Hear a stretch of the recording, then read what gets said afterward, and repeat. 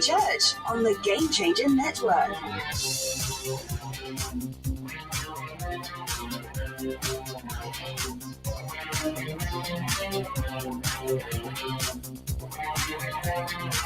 All right, how you doing? Yeah, I think there might have been a hiccup at the beginning here on YouTube. Not on the radio side, just here with you. But I'm here, Fade to Black, bespoke radio for the masses. Yeah. Today's Thursday, August 25th, 2022.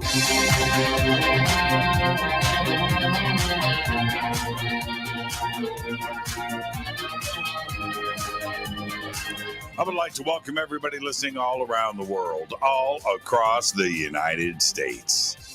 Hither and thither, to and fro, back and forth, up and down, east and west, north and south, far and near. This is Fade to Black for KJCR, the Game Changer, and UnX Networks. Ray Hobbs. I am your host, Jimmy Church. What is cracking, everybody? It's Thursday night. It is Fadernight, which means it's open lines all night long. That's right. My favorite night of the week. Open lines, 818-921-6929 or 323-275-9695. All right. Let me get settled in. I just rushed into the studio. I was like, man, I got to go. I got to go. I was pouring coffee.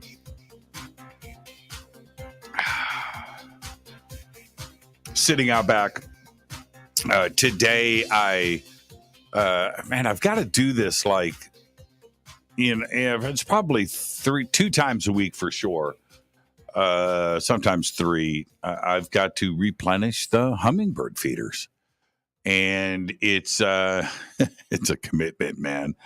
And so I did that, and also the normal buds, they get their stuff, and I switched. So I was just out there. The hummingbirds are just going nuts, and it's really fun to do. And it made me late getting into here earlier today. I've been telling you about my squirrels, and it's just really funny. And today, I videotaped. I don't know if it's the squirrel. That part I don't know, because they all kind of look the same. The one that pulled the bird food over and dived into it. And so today I videotaped this goofball, man. It's just a goofball. He does flips and stuff. Acts really weird. He flips like and spins. Does these 180-degree jumps. Spinning, 360 degree full circle things that he does. He's really funny. Comes out of the tree and lays on his stomach, puts his paws out in front of him. His back legs are spread out over against the tree, and he's just laid out. His belly's on the ground. And we just stared at each other for a few minutes, and I shot a video of it. And the craziest position you can imagine. Well, anyway. And then he gets up, goes up, and jumps into the bird food, because now there's peanuts in there. More on peanuts in just a bit. And it was just so funny videotaping a squirrel eating. Why do we get entertainment like that and find that so fun? But I did, man. I did. It was just a great day. Put me in a great mood. I was so busy working today. It was just nonstop. But getting away and hanging out with the hummingbirds and my squirrel buddy, there you go. So that was the exciting day of Jimmy Church. Squirrels and hummingbirds. So awesome. So awesome. Okay. All right. Tonight it's Fader night. It's open lines all night long. I do believe the phone lines are already open. Did that early a few minutes ago just to double check on a couple of things. And so they're open 818-921-6929 or 323-275-9695. And here we are. We're at the end of the month. What's today? The 25th. And busy rest of the year. But man, oh, the day that I had today. Well, anyway, coming up in just 2 short weeks, we had a Billy Carson on the show last night. Great conversation with Billy. I'm just trying to share what I get out of Billy and from Billy with all of you. And we a little taste of that last night. So much fun. And coming up in 2 weeks, I'll be with Billy and Joshua Tree for a private Sky Watch. And we're going to do one night in Joshua Tree and one night in Giant Rock, George Van Tassel. And have you been to Giant Rock? Have you experienced that? Let me get over to the comments here. Let's get these comments flying. Have you been to Giant Rock? It is, and you hear just the name, right? Giant Rock, and you think to yourself, well, how big can it be? From what I understand, it is the largest, I believe, could be wrong, the largest freestanding rock on planet Earth. And so how big could that be, right? So picture something in front of whatever it is in your mind. Giant Rock is 100 times bigger. Whatever it is, whatever you're thinking, it's 100 times bigger than that. And you're driving across the desert, and you have to get on this road, and you're in the desert. And to your left, as you're driving to Giant Rock, to your left is a mountain range, hill range, mountain range, that desert stuff, and there's cactus and rocks and stuff, but you're in the desert. And so that's going on to your left, and you're looking, is that Giant Rock? Because there's some big rocks, right? I wonder if that's Giant Rock. And you come around the next bend, I wonder if that's Giant Rock. Nope. You keep driving. Then when you make that last turn, and you can't see it because there's a mountain in the way, and the way the road is in the foothill. But you take that last turn, you go, holy what? Because you're in your car, and you're probably a quarter mile away. And you're looking up at it. Gosh! It's like, oh my, what? It's insane. I mean, it's insane. Ask anybody that has been there. Let's see here. Hold on. Visited back in 2019. Truly a sight to see, and the vibes are impeccable. That's from Noel. I don't dig the shirt, Jimmy, because you don't know what the shirt is, Art Sky. This is Stranger Things. This is Dungeons and Dragons, the club. It's called the Hellfire Club. Man, wake up. Man, I'm sorry. I didn't know we had such prudes here in the chat room. Everybody knows everybody. Okay, that's from Art Sky. So everybody in the chat go, Art. Dude, if you are a dude, I don't know. And you look and you see it is it's I keep using the word majestic lately. I don't know why. Art Sky, is that a hang 10 symbol? What is that? Or is that a turkey? I can't tell what that symbol is. I don't have my Hellfire Club from X-Men. Oh, is that what it's from? Hellfire Club is from the X-Men? I thought it was Stranger Things. And I remember watching Stranger Things the last season. And I remember it in the previous seasons, but this last season, Hellfire Club was so prominent. And I was like, I gotta get one of those shirts. Those shirts are the coolest shirts ever. And, so I haven't worn this out in public yet. I wonder what, if you watch Stranger Things, you get it, but yeah, you're right. I wonder if I get the double take, some mom, it's on a Sunday out with their kids, just left church here in Palmdale. Kids, cover your eyes. Don't look. Don't look at that guy over there. I don't dig the shirt, Jimmy. That is too funny. All right. Yeah. So Giant Rock. It's just incredible. It's just incredible. So we're going to be there on September 16th. And then October, of course, I'll be in Egypt. And I keep telling all of you, and I'm going to stick to this. Um, I'm going to be live streaming from Egypt, and I'm very excited about that trip with Billy Carson. And yeah, so my next two events, and I'm going to leak a little something.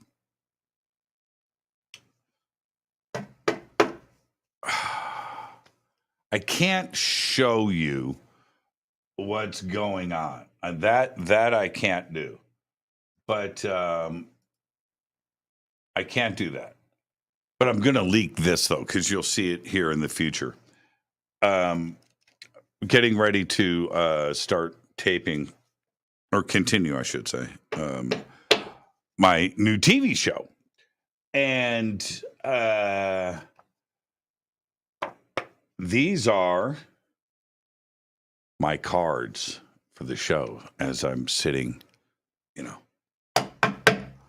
and I've got my notes, and yeah. Now you can freeze frame. There's the name of the show right there. Ooh.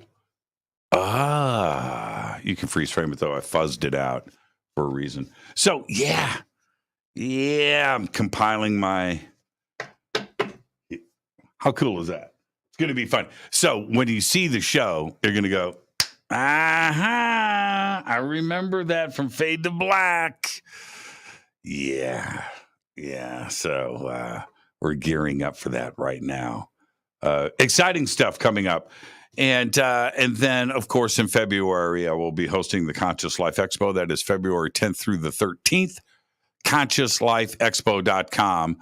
And I think they've got everything up on the website, or it's almost done. Let me see here. Conscious Life Expo. Am I spelling that right? I think I did that right. Yeah, there it is. And let's see what they've got here. Oh, yeah. Okay, so we're all here. There's Linda Moulton Howe, myself, Deborah King this year, Daniel Sheehan, Caroline Corey, Johnny Enoch, Scott Walter, Sarah Breskman, Cosme. Wow, this is great. Sasha Stone. Wow. Rick Levine's going to be back. That's pretty cool. There's Shima Moore, Daniel Brinkley, JJ Desiree Hertok. That is fantastic. And I'm just going through here really quick. Lori Spagna. Oh, that's pretty cool. There's Jerry Sargent. That's excellent. All right. Let's see. I'm just Neil Gower, Susan Slaughter, Vivian Chavez. Right there. And there's Deborah Geesty, Susan Shimsky. Yeah, this is great. There's Doug Taylor, Gail Thackeray, Matt LaCroix.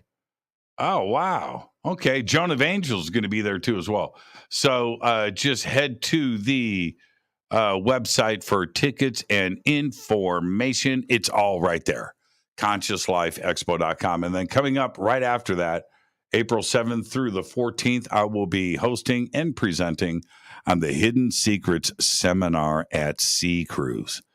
And a great roster of speakers and presenters, including Scott Walter, Adam Apollo, Nick Pope, Brad Olson, and Vivian Chavez. Vivian Chavez, she's amazing. I'm going to have her on the show next week. I'm going to get that set up. I just got to get her on right now. So EdenPURE is having I don't know what's going to happen next week, so you better jump on this now. They are having their Thunderstorm 3-pack special right now where you buy 3, save $200, and get free shipping. It's that simple. USB, you can plug it in the wall. You're going to get 3. 1 for your car, 2 for your house. That's what I would do. I would start out there. This is the 3-pack starter special because you're going to go back. Maybe you should do the 6-pack starter special. Save $400, right? Free shipping. The promo code is Fader3. EdenPURE loves the Fadernauts, and I love these, man. It's just incredible. I cannot not have that in my home or my car anymore. I can't live without it. EdenPURE Thunderstorm 3-pack special. Promo code is Fader3. Links are right down below. Also over on our website, and it's very simple. Okay, follow me on Twitter at JChurchRadio. You can do that at JChurchRadio. I'm over on Twitter right now. There's Ken Yeah, Ken. That's well done. But those are black cards. I'm doing blue. Maybe I should have. How do you read them if they're black? Writing a gold pen? Yeah, I guess. Okay. I can't believe everything they found in this cave in America. I don't know what that is. Hellfire Club shirts from Stranger Things. Thank you, Madeline. And yeah, poor Art probably got a lot of grief for that comment. All right. So it's Thursday night. It is Fader night. Let's get this show cracking. Let's get to the breaking news. Martian rocks that were once underwater and could contain evidence of alien life have been collected by NASA's Perseverance rover. The ancient samples have been stored by the car-sized robot with the intention of returning them to Earth sometime around 2030. Scientists say that they have been altered by water that flowed over the red planet. And all of this back when, Mars was like a water world and may have supported life billions of years ago. Professor Amy Williams of the University of Florida said, and I quote, "We have organisms on Earth that live in very similar kinds of rocks, and the aqueous alteration of the minerals has a potential to record biosignatures," end quote.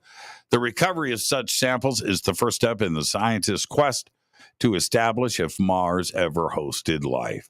They were found on the floor of the Jezero crater, where a large river delta once flowed into a lake. The Webb Space Telescope has detected unequivocal evidence of carbon dioxide in a distant exoplanet's atmosphere, according to the European Space Agency. And the ESA says, and I quote, "It is the first clear, detailed, indisputable evidence of carbon dioxide in a planet outside of our solar system." Now, we know here Venus has got carbon dioxide.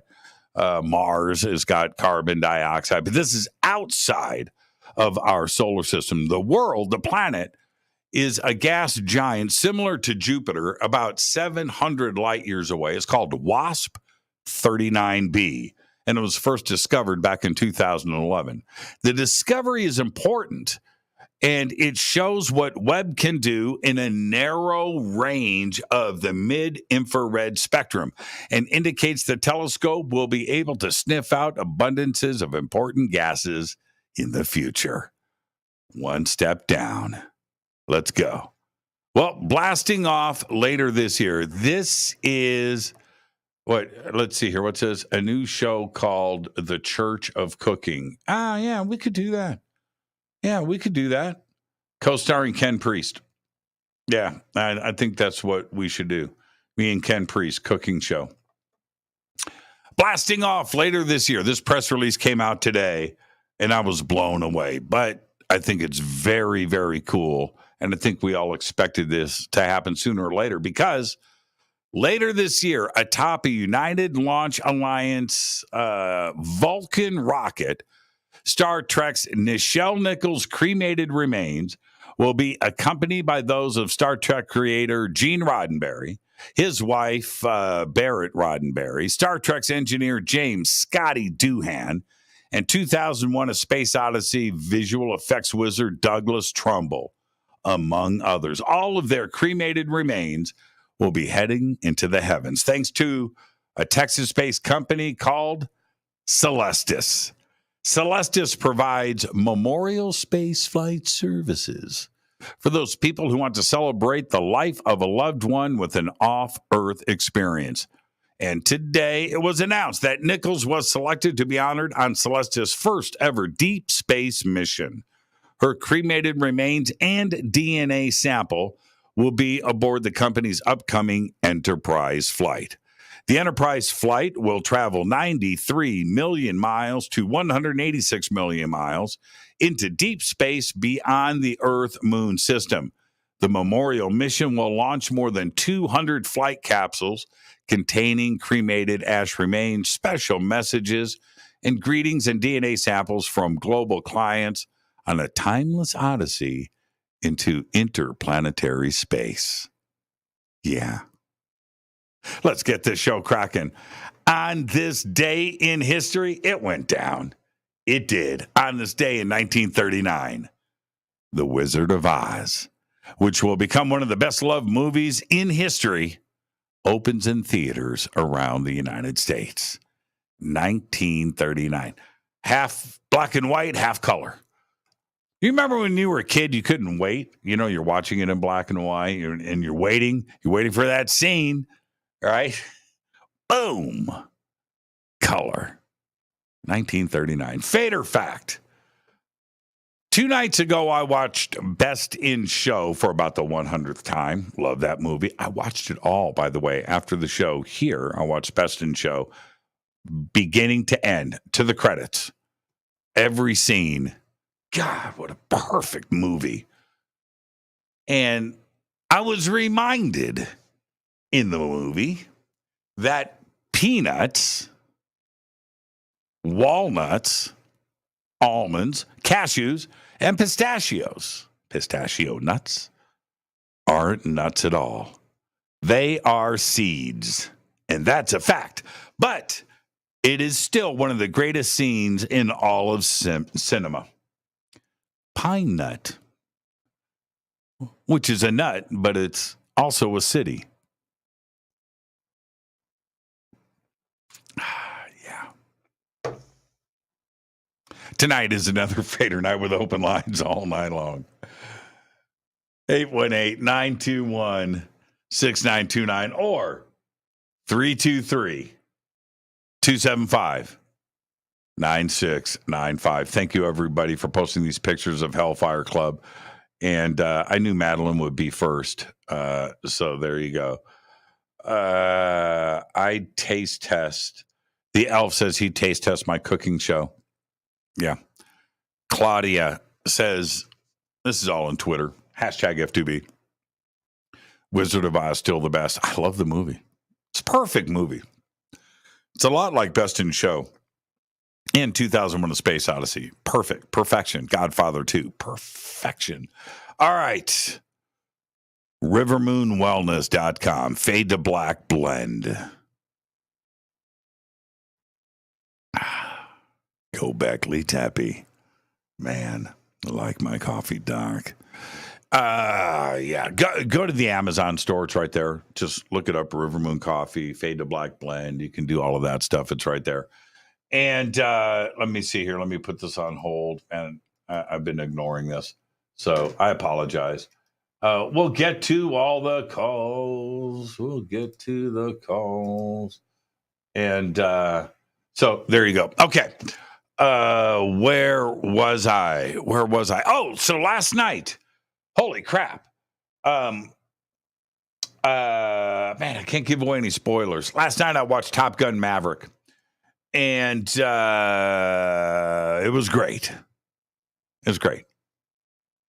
I knew it was going to be great. Everybody loved it. It's like the biggest movie in history now. I think it's, it's topped everything else. And so there you go. There's that.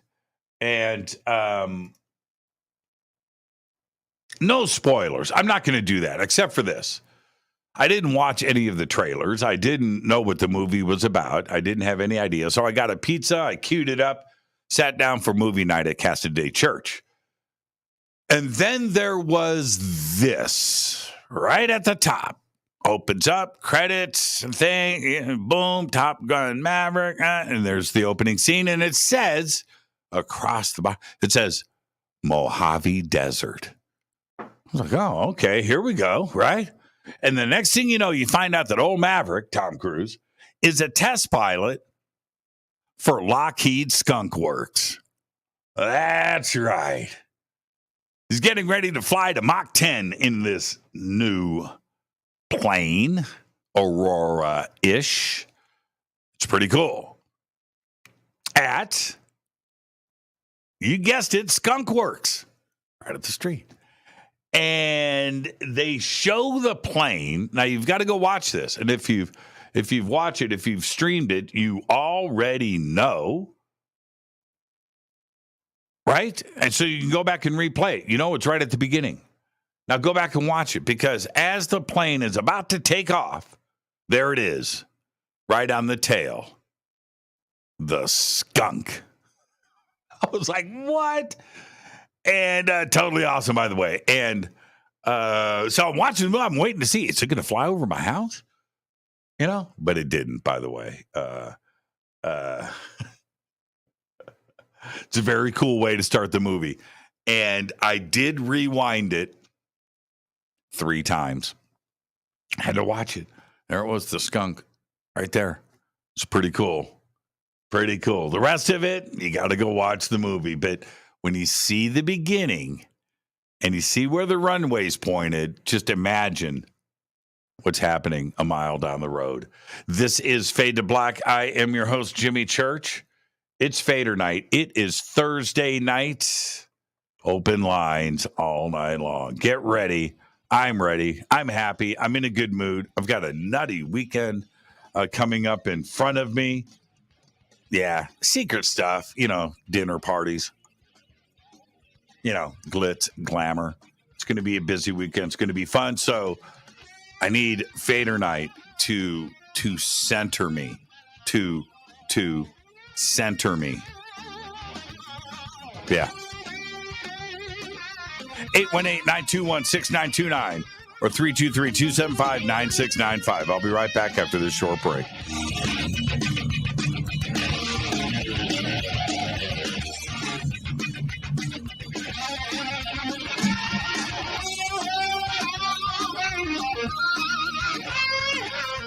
This is Nicole Church, daughter of you-know-who, and you're listening to Fade to Black on JimmyChurchRadio.com and the Game Changer Network. You're listening to Jimmy Church and Fade to Black on the X.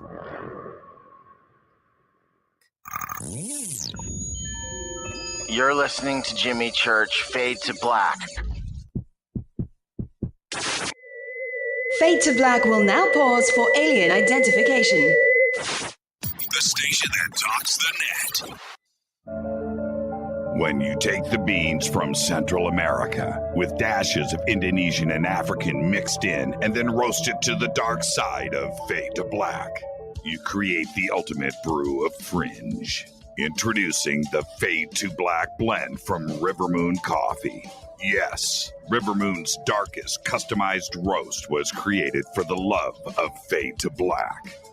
The alchemy of masterful roasting and smoking the beans is in every sip of this full-bodied, dark Java. I need my coffee dark, deep, with distinct bittersweet chocolate highlights, just like the bunker.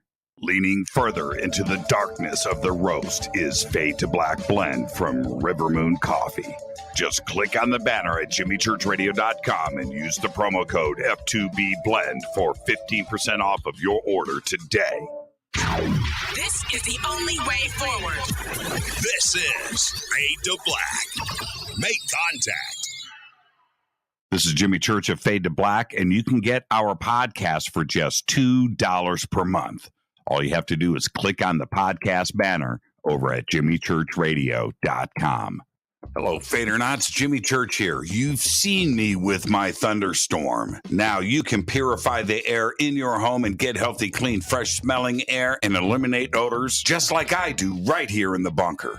The EdenPURE Thunderstorm uses oxy technology that naturally sends out O3 molecules into the air, which seek out odors and air pollutants in your home and destroys them. It's called a thunderstorm because it purifies the air just like after a thunderstorm. And right now, you can save $200 on an EdenPURE Thunderstorm 3-pack for whole home protection. With this special offer, you're getting 3 units for under $200. Seriously. Go to EdenPureDeals.com and use Fader3. Shipping is free and it's easy. Just scroll down. You'll see my name right there. Jimmy Church. Click on it and get your deal today. That's EdenPureDeals.com. Do you have an interest in the paranormal? Then you'll love the unxnetwork.com. The X is your streaming audio and video for everything supernatural, strange, and mysterious, like UFOs, Bigfoot, ghosts, and so much more. From hosts like Jimmy Church, Whitley Strieber, Micah Hanks, and Christina Gomez. Visit the unxnetwork.com show page for a complete list of all the paranormal programs you'll find on the X. Be sure to follow us on Twitter for updates at KUNXDB. Follow our Facebook group, UnX Network. Find the podcast on Spotify, iHeart, Audible, and Apple Podcast. It's time. It's new. It's the X. 9 out of 10 geneticists agree. Fade to Black is not your father's radio show on the Game Changer Radio Network. Hi, this is Rob Reiner from Anvil, and you're listening to JimmyChurchRadio.com. What's up? I'm Chris. What up? This is Kyle Manson. You're listening to Jimmy Church Radio.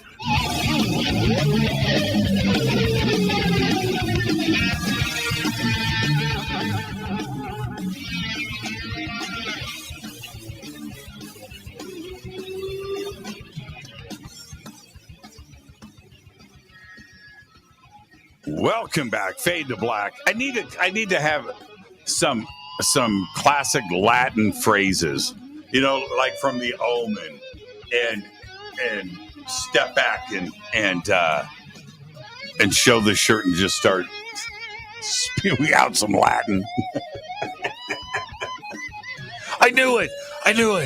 Church is the Antichrist. I knew it. Yeah, I know, right? Okay, let's see.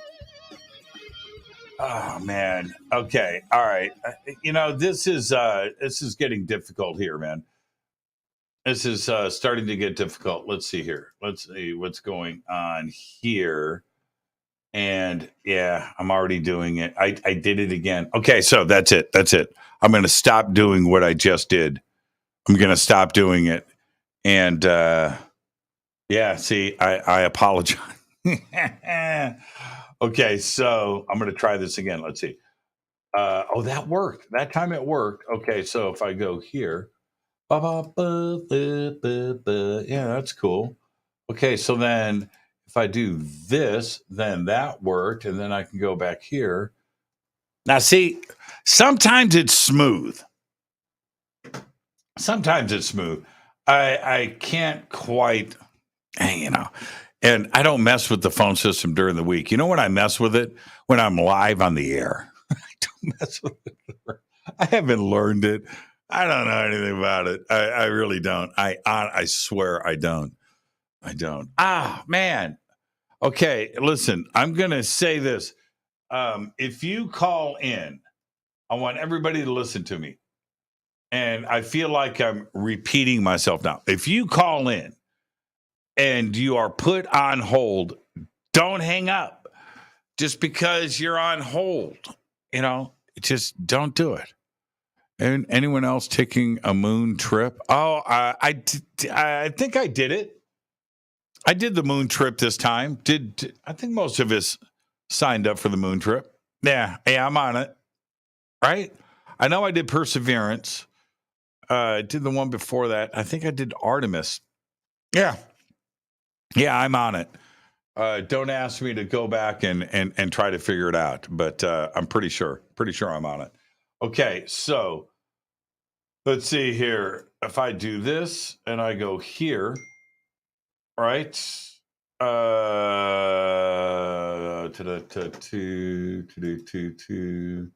Okay, see, so that worked.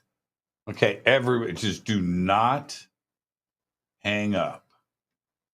All right, let's see here. And I just got, okay, you know what? Screw it. I'm done with this. Let's start taking calls. I hate that part of it. You know, trying to dance. I'm dancing. I'd rather just talk to people. like this caller. Hi, you're live on Fade to Black. Who's calling? Yes, you are on hold. You're not on hold. Would you like to speak to Jimmy? Mute it. Hey, Jimmy. It's Madeline. Hey, Madeline. How are From you? New Jersey. I got Brian here. Hey, Brian. Hey, Jimmy. How you doing, man? I'm great. We're doing good. Did you guys? I just called to what? Nothing. No, I didn't say anything. No, I wanted to call and say awesome show last night. Yeah, it was great. It was awesome. That was so inspiring. It was great. Brian, did you hear the show last night? Yes, I did. Billy's the best, man. He's just amazing. He's a ball of energy. Yeah. He was on fire last night. You guys are both awesome. Well, always. I'm just trying to keep up with him. He does not stop, man. I'm just telling you, and you would think that you reach a point in your life where there's a certain amount of comfort, right? You don't have to worry about things, and that maybe you're going to take some time off. No, man. That dude it just goes. I mean, it's just crazy. So, if I can get a little bit of him to rub off on everybody, it would be just great. Yeah, man, I get that. Totally get it. That's so cool of you. I think that's what people need. We need good leaders. We need good people to inspire us to bring out the best. Yeah, I appreciate Otherwise, that, what's Brian. the point? Hey, have you seen Top Gun Maverick? No, I haven't seen it. Definitely on the list, though. We'll get there. It's good. It's good. It's good. Oh, wait. It is good. We watched Prey. We watched Prey Saturday. Awesome. They did a good job with it. What'd you watch? Prey, the new Predator movie.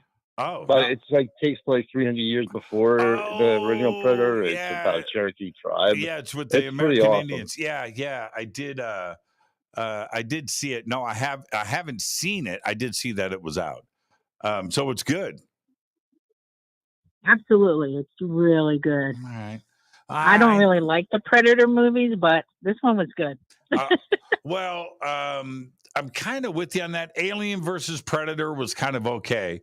The original Predator #1 was pretty awesome. Kind of like, Terminator 1.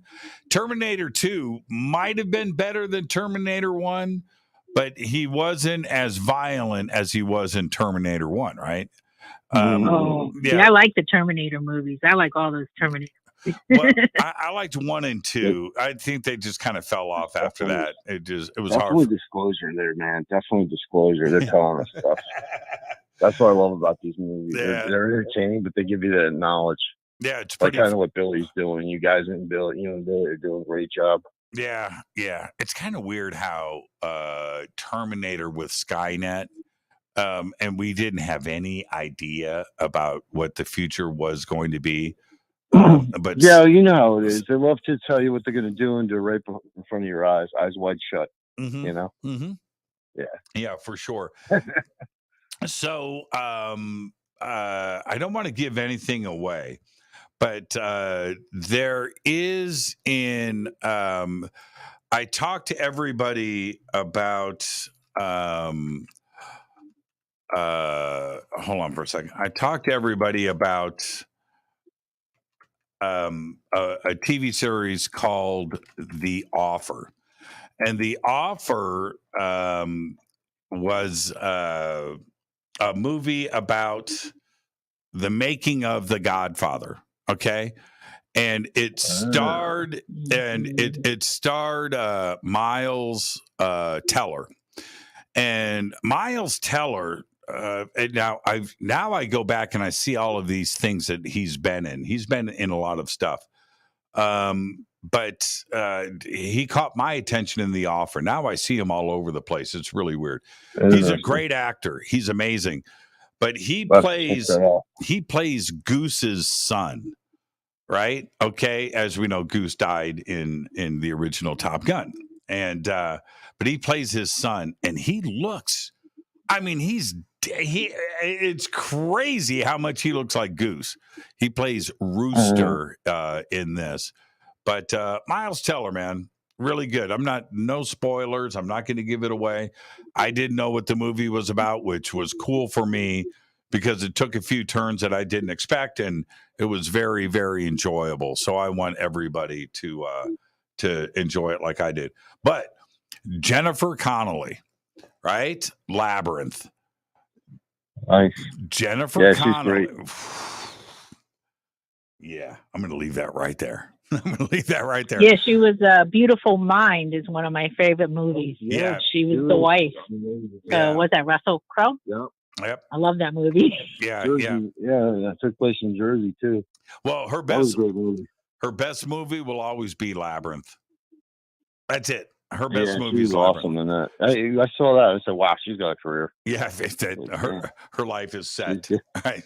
So, you guys have a great weekend. Thank you so much. Behave and be well. And Brian, You too. Thanks, Jimmy, man. Enjoy Keep up your the awesome weekend. work. Thank you for taking my call. Go Beckley Teppy. Go Beckley Teppy. Brian, let me know how you like Top Gun. It's pretty good. Absolutely, brother. We'll definitely be in touch. We'll definitely check it out. Go Beckley Teppy. Fade to black, man. Fade to black. And yeah, definitely let me know how that shakes out for you. I really, really dug Top Gun. And see the other part for me, kicking it off with Skunk Works. I was like, what? Yeah, that was pretty cool. That was unexpected. I had no idea.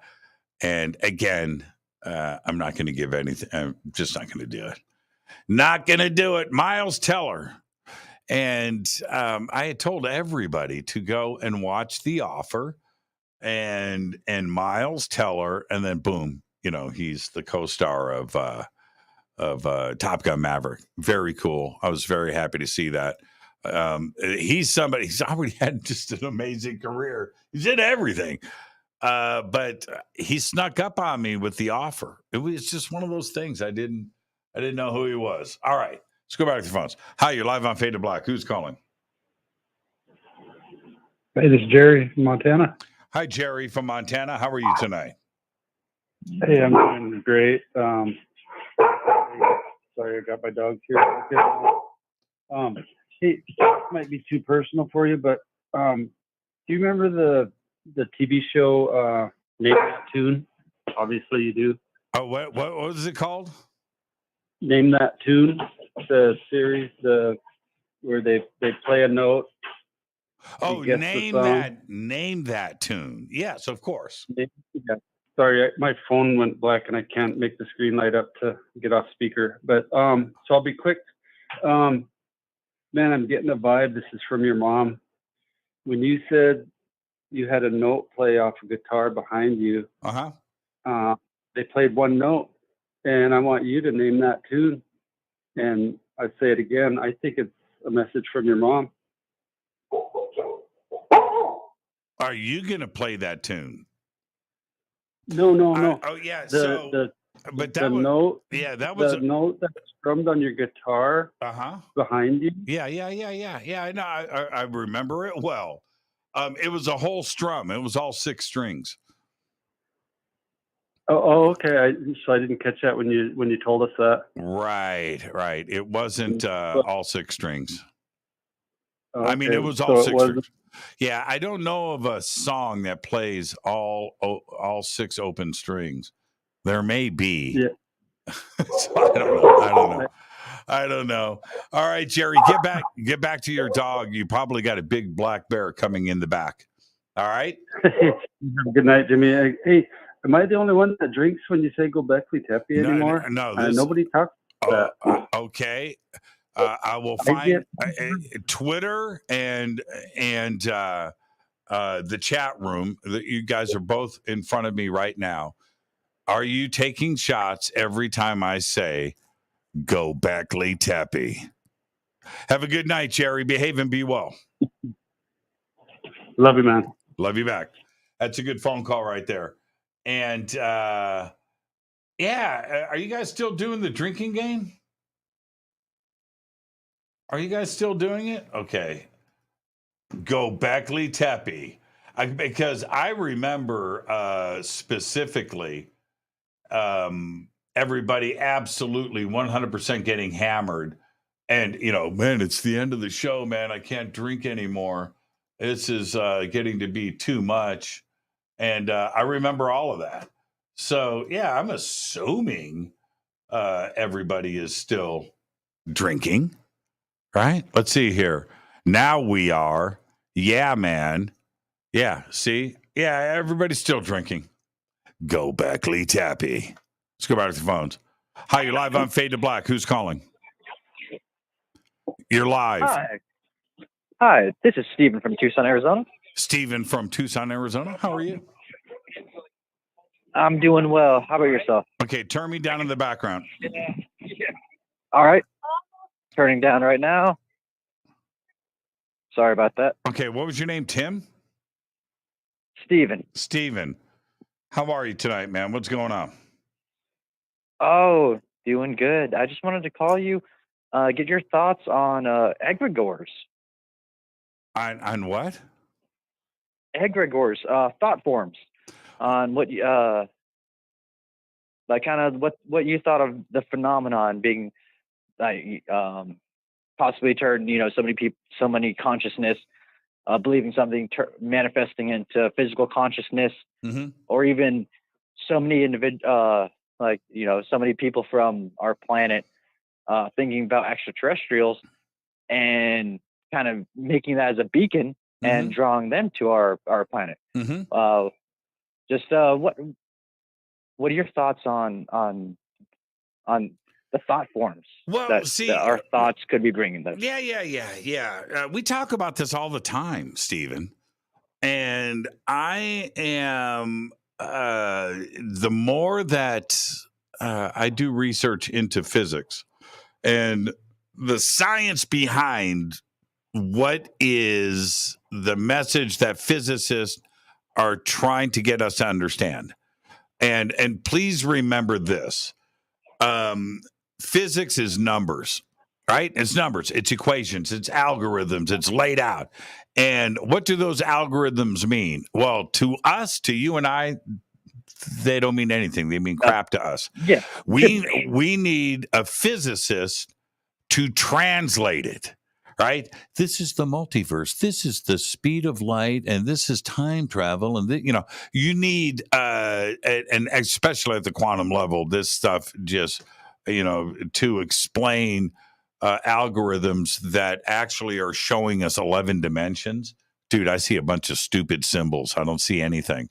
Okay, so based on that, there is another. So you can read a book on physics, but you're not learning how to do the math. That's not what the physics book is doing. You're getting somebody like Brian Greene or Kip Thorne telling you what the numbers mean.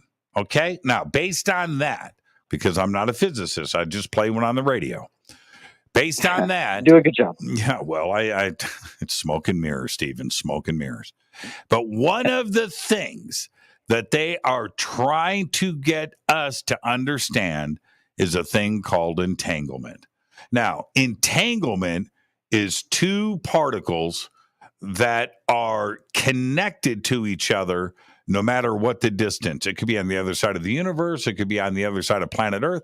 But one affects the other instantly at the same time. One rotates, the other one rotates. One, and one goes in the opposite direction, the other one goes instantly.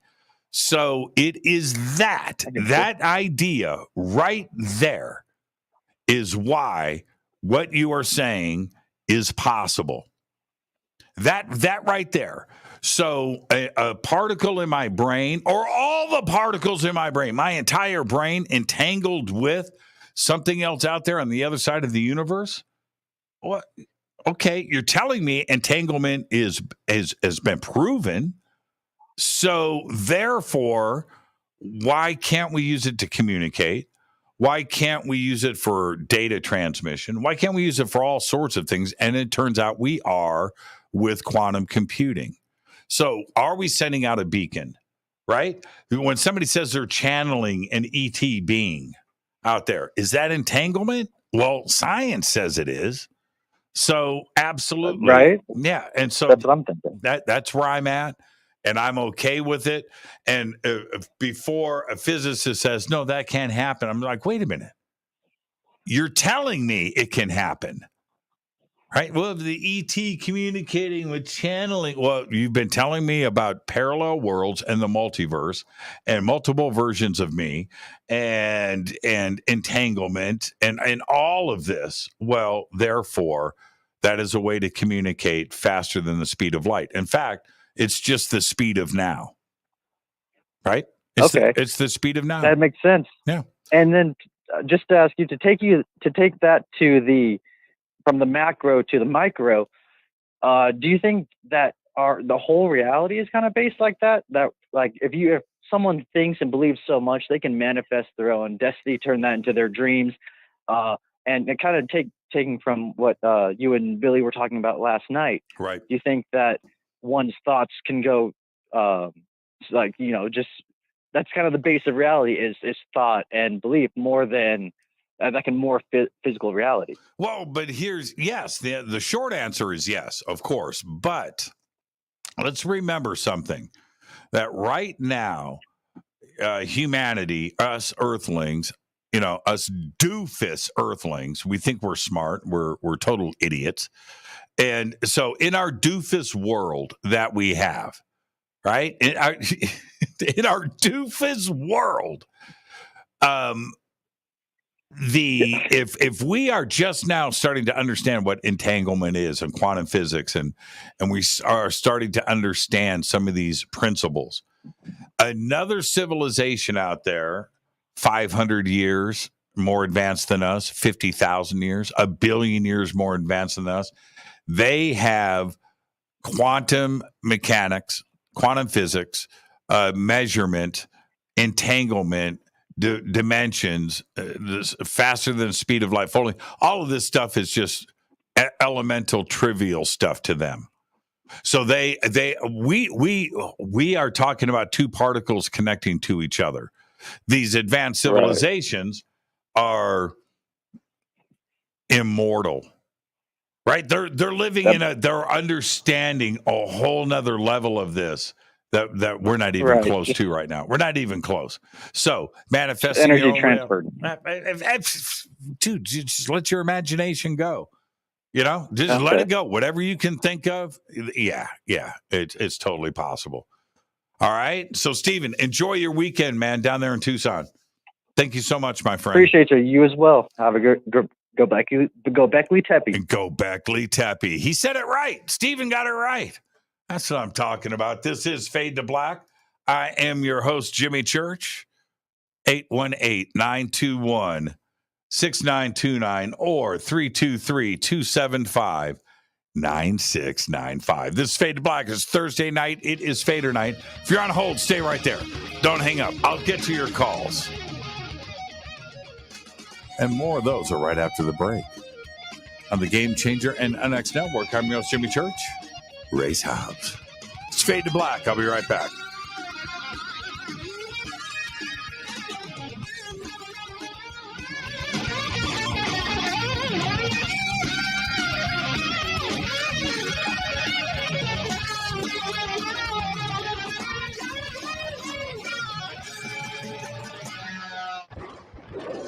This is Fade to Black with Jimmy Church on the Game Changer Radio Network.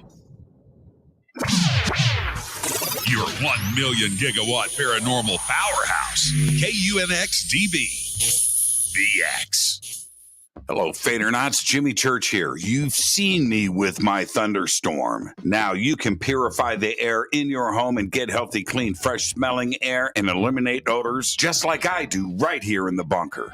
The EdenPURE Thunderstorm uses oxy technology that naturally sends out O3 molecules into the air, which seek out odors and air pollutants in your home and destroys them. It's called a thunderstorm because it purifies the air just like after a thunderstorm. And right now, you can save $200 on an EdenPURE Thunderstorm 3-pack for whole home protection. With this special offer, you're getting 3 units for under $200. Seriously. Go to EdenPureDeals.com and use Fader3. Shipping is free, and it's easy. Just scroll down. You'll see my name right there, Jimmy Church. Click on it and get your deal today. That's EdenPureDeals.com. This is Billy Carson, founder and CEO of ForbiddenKnowledge.tv. ForbiddenKnowledge.tv is the fastest growing and one of the most watched networks in the world. And I would like to personally invite you to check out our expanding library of TV, film, lectures, and special presentations. ForbiddenKnowledge.tv has over 6,000 videos covering lost history, health, UFOs, spirituality, and our future. We are committed to our community, and with my personal invitation, you can right now get your own free 30-day membership at ForbiddenKnowledge.tv. Your own library of information starts today at ForbiddenKnowledge.tv. Because you never got that pony you always wanted. Damn it. Jimmy Church and Fade to Black on the Game Changer Network. Listen, I know, and you know, that you've always wanted your first crystal skull. Or maybe you're a collector just like me, but you just don't know where to go to find the real thing. Then I met Carolyn Ford over at EinsteinTheCrystalSkull.com. Carolyn is the guardian of Einstein, one of the most respected ancient crystal skulls in the world. All of her unique skulls have been imprinted sitting with Einstein in his sacred lodge and are carved from the finest gemstone and materials. Imprinting is the process of receiving the ancient wisdom from the master skull or master computer, Einstein, the ancient crystal skull. To see Carolyn's current collection of crystal skulls, just visit her store at EinsteinTheCrystalSkull.com or click on the banner over on our site. Don't forget to use the promo code Jimmy at checkout to receive 10% off of your order today. That's promo code Jimmy. Finding your first or next crystal skull is easy. Just visit EinsteinTheCrystalSkull.com. Hello, I'm Katie, and you're listening to my main man, Jimmy Church, on JimmyChurchRadio.com. Hi, this is Ray Hobbs here, repping the planet, and you're listening to my good friend, Jimmy Church, Fade to Black. This is Toby Kebbell. You're listening to JimmyChurchRadio.com. Don't hurt me, Jimmy. I'm only little. Hey, I'm Adrian Grenier, and this is Ari Gold. We're the Honey Brothers. We're of the Honey Brothers. Hey, I'm Adrian Grenier, and I'm Ari Gold. We're the Honey Brothers, and you're listening to Jimmy Church. The Revolution. This is Jimmy Church of Fade to Black, and you can become an official Fadernight by just going to our membership section at JimmyChurchRadio.com. Hello, this is Serena Wright Taylor from Conscious Life Expo, and you're listening to Fade to Black with Jimmy Church, who holds the Lucky Pony record for the best astrological chart since 1963. True story. This is Micah Hanks of the Gralien Report, and you're listening to Jimmy Church on Fade to Black.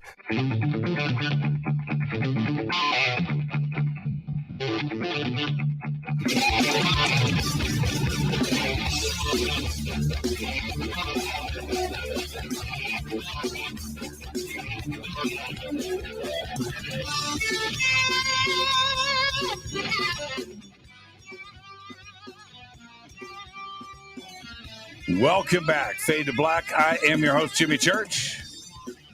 It's Thursday night. It's Fader night. Open lines all night long. I'm going to give Claudia a hard time. She goes, should I call in? I'm nervous. I don't know what to do. Every time I call, she gets put on hold and hangs up. I'm watching it. It's funny. It's funny. It's absolutely hilarious. Okay. So Claudia, here you are. I'm watching you. Okay. So watch this. I'm going to put the current caller on hold. I'm going to answer your call. All right. So there you are, Claudia. And I could put you, should I? Okay. Well, you know what? Instead of putting her on hold. All right. Hi, you're live on Fade to Black. Who's calling? Hey, this is Gil. This is who? Gil from Asheville, North Carolina. Hi, Gil. Oh, I thought you were Claudia.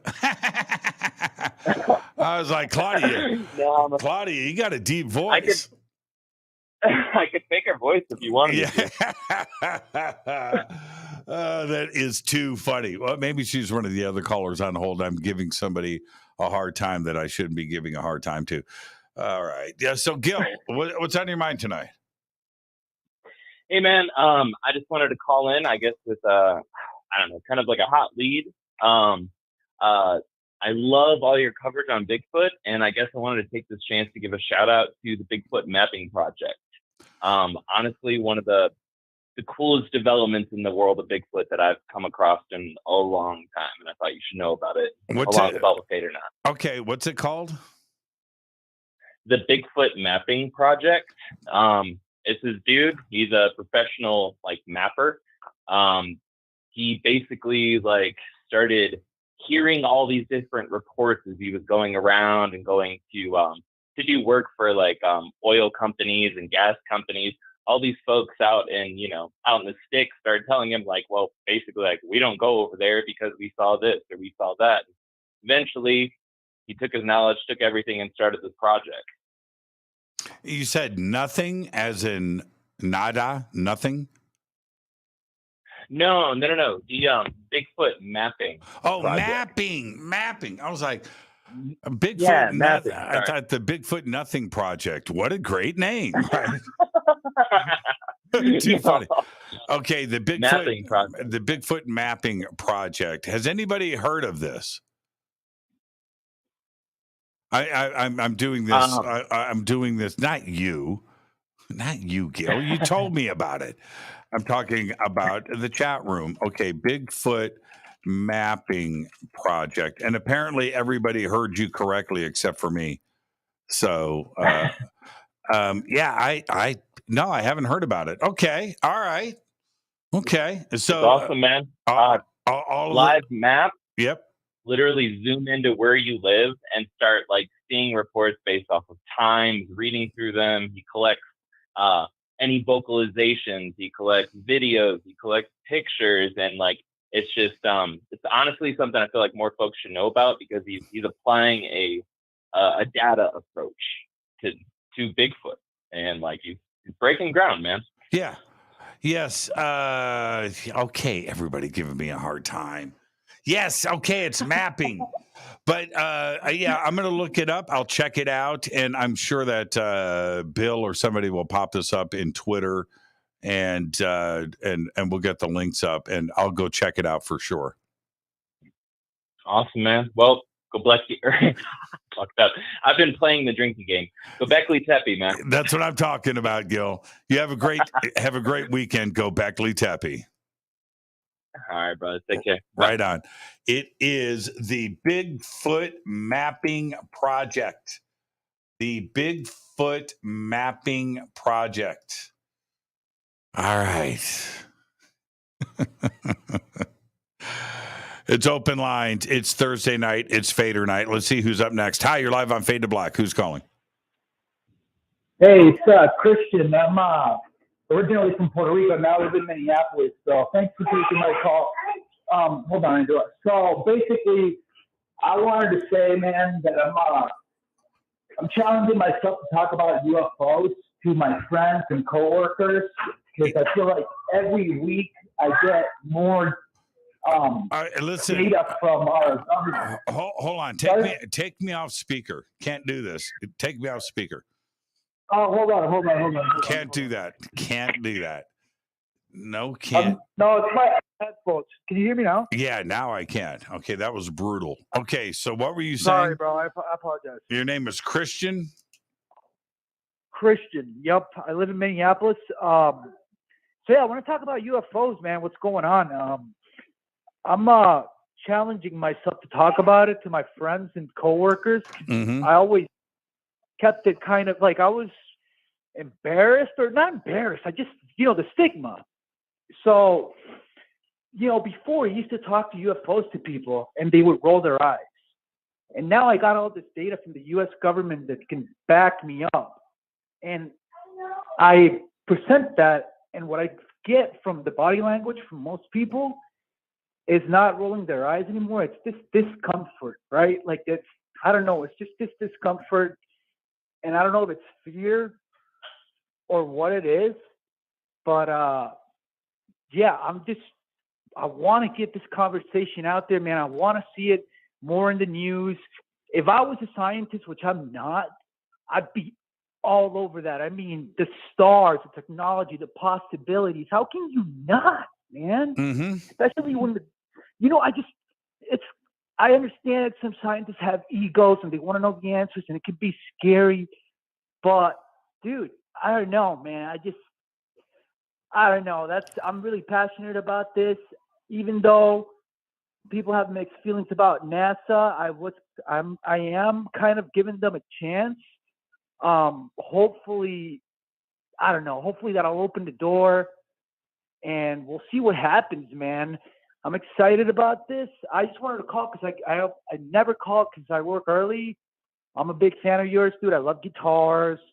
I love whatever. We'd be homies if you were my neighbor, for sure. But yeah, man, I'm just challenging myself to talk to people and screw the stigma. Screw it. I just want the stigma dead. I just want to, I don't know. If anything comes out of this, I just want the stigma to die completely. And yeah, hopefully I'll see some cool stuff happen. I'm 33 years old, so hopefully I'll, see some developments and some interesting things happen. And that's all I got to say, Jimmy. Yeah, no, but Christian, you're right. You're 33. I can't turn back time or anything, but if I was 33, well, I'm going to tell you this: you're going to have full contact and disclosure in your lifetime. Is it going to happen in my lifetime? I'm 58. I'm going to be 59 in a month. Am I going to see it in my life? I hope so. I hope it happens and continues to happen over the next year or two. I think you will, man. Well, I do too. I do too. But for you, it's a 100% certainty. But here's the other part. With your friends and your family and your coworkers and whatever, have them listen to Fade to Black. Have them watch a few other things like Ancient Aliens, or have them watch The Observers. That film is an excellent film. It's an excellent film that lays it out. That film convinced me of the abduction. I didn't believe in abductions until I saw that film, and then I was like, "Holy, it's real." Right. And, right. So, but for them to feel more comfortable about it, just have them check out a few things. Have them, turn them on to Fade to Black. Turn them on to Fade to Black. No, Jimmy, my girlfriend listens to you now, man. We called once before. I called you with my girlfriend one time ago, and it was cool because she was like a witness and she was able, whatever. I'm not going to get into all that. But here's the issue that I face, man. I don't know if you can relate to this, but this is going to end in woo, okay? No matter what. This conversation is going to end in woo. Like, I will bet all I have that's what's going to happen. A lot of people don't want to cross that line. You see it in podcasts, and when you're talking to a normie or so, you don't want to go too, it's like, you know what I mean? You got to be like kind of careful, and like, you don't want to go too woo at once, but that's what's going to end. You know what I mean? It's going to get weird. Okay. Like, it's just going to get weird. But so, yeah, it's that's where I struggle. I'm like, okay, I don't know. You know what I mean? You don't want to go too crazy at once to a normie into abductions. And I don't know, man. Let me suggest this, though. And I know this may sound nuts. People don't think of this first when it comes to what ET may be like, right? If you really, in my opinion, go and watch the last 10 minutes of AI by Steven Spielberg.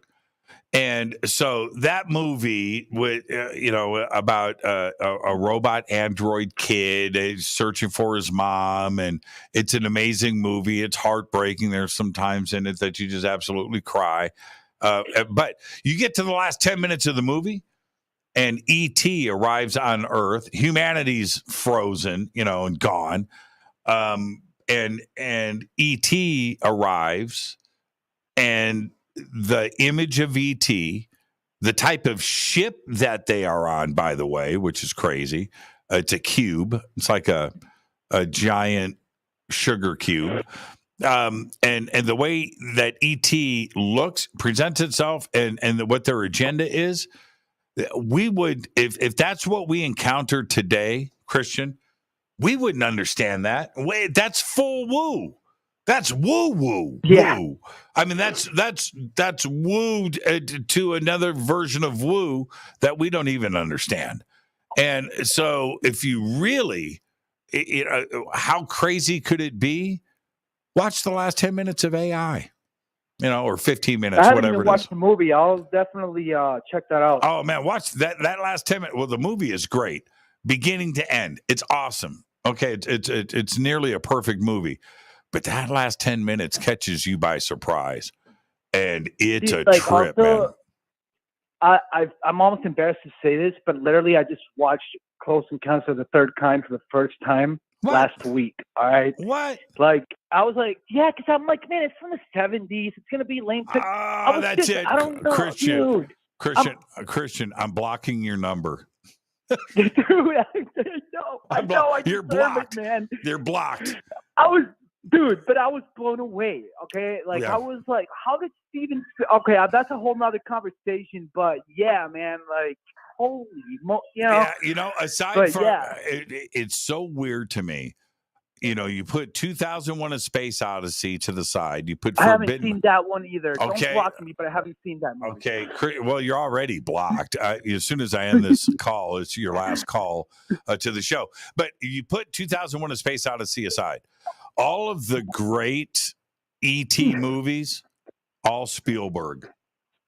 Everyone. 8mm, War of the Worlds, E.T., Close Encounters of the Third Kind. What else am I leaving out? I'm leaving something out. All the great ones are Steven Spielberg.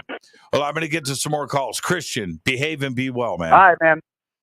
Yeah, man. You too. Take care. Go Beckley Tappy.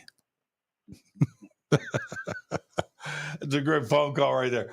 I haven't seen Close Encounters. I haven't seen 2001.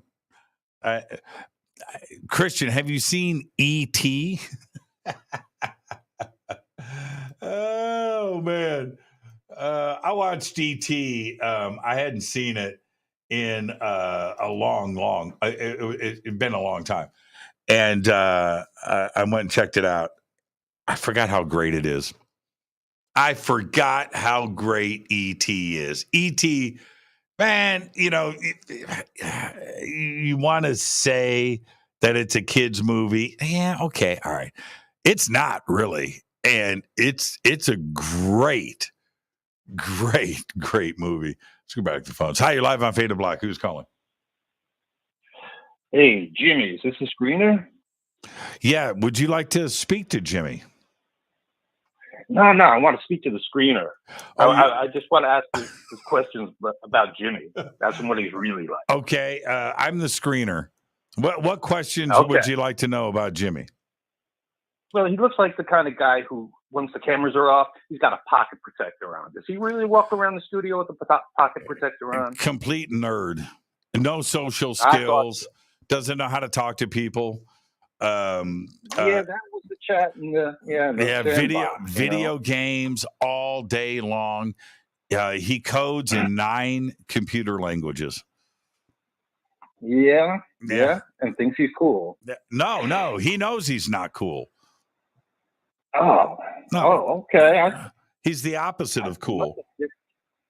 Okay. Yep. Well, don't tell him I talked to you, but put me on when he's around. Okay. You want me to put you on hold and then we'll get Jimmy on the phone? Yeah, if he's available. Okay, hold on. Hi, you're live on Fade to Black. Who's calling? This is Dave from California. Hi, Dave. Dave at large. What's on your mind tonight? I was impressed by the interview last night with Billy Carson, of course, and one of the things that kind of struck me is a theory I've been working on, that as far as personal diets go, that if your diet is something akin to your personal animal totem, Now, you see, every person has their own animal totem. You have yours, Billy has his. Mm-hmm. And if you eat pretty much along the line, I mean, not just, not literally, but if you eat somewhere along the lines of what your animal totem likes to eat, it's going to work for you. Mm. Oh, that's interesting. What's your animal totem? Well, it's, let's see, that really is privileged information. And I'm not saying that just flippantly.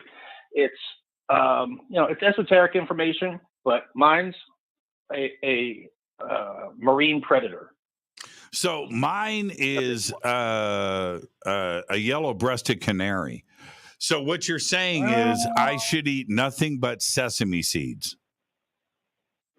That's what the screener said. He just eats sesame seeds. That's what he told me. He told me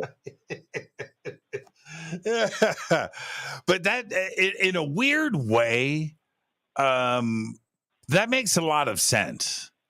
And it does, you would have to. Now, I am I agree with Billy that if you are out there doing diets and changing what you're consuming and things are not sitting right with you, you need to go get some blood work done and see what you're deficient in and what you're toxic in and what the balance is, and see if you can fix that through your diet. And that's very important. Now, wouldn't it be interesting if somebody is a vegan and they're not getting the right proteins and they need to go and eat some like raw red meat, right? The opposite of what they're living their life by. And then they find out that their animal totem is a black bear. Right? An eagle. What if it's an eagle? Right? I was watching today. I was driving today and I went around the corner into this parking lot and there were like 5 ravens in the middle of the parking lot.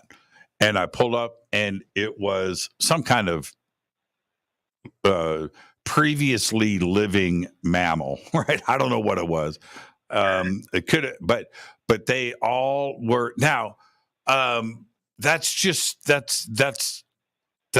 nature, right? Now, what if your totem was, like I said, an eagle or a raven, or something like that is not out there eating kale, right?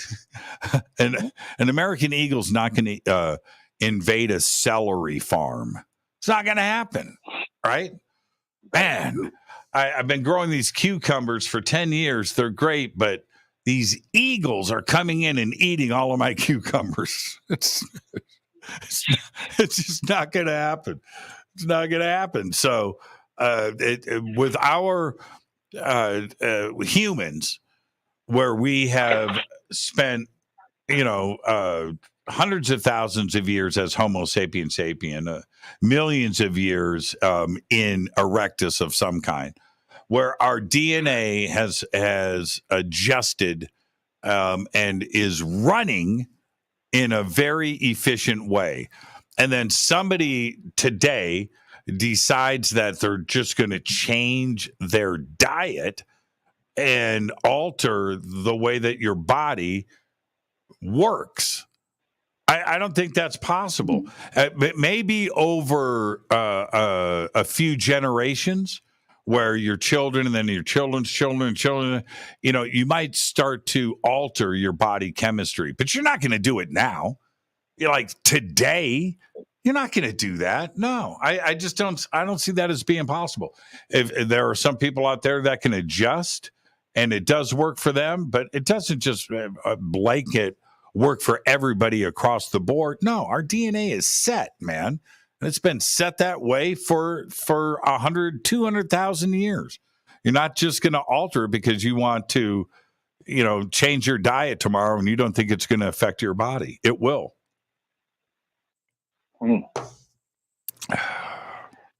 Dave, that was my take on animal totems and diet. I think you have to work out exactly what your animal totem is. You can't just go online and take a little one of those data mining quizzes.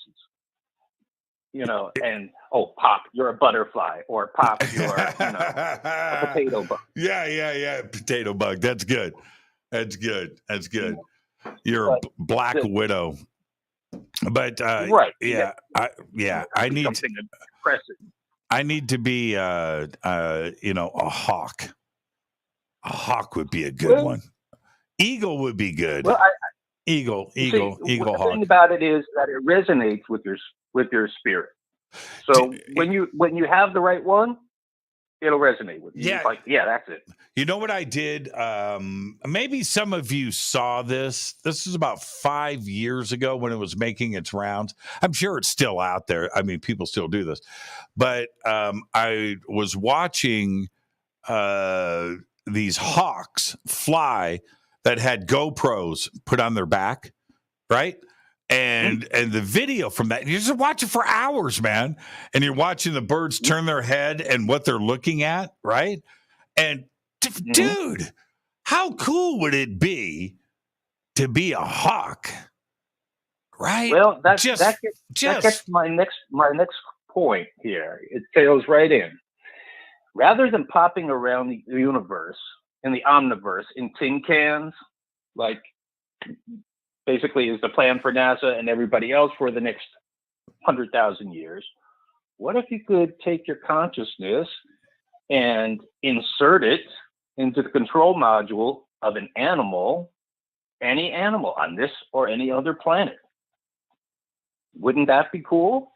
If Elon Musk has his way, we'll be doing that in about 2 weeks. Nah, he hasn't hired me yet, so I don't think so. It's going to take a while. Oh, man. David, enjoy your weekend, my man. I miss you. All right. Thank you so much.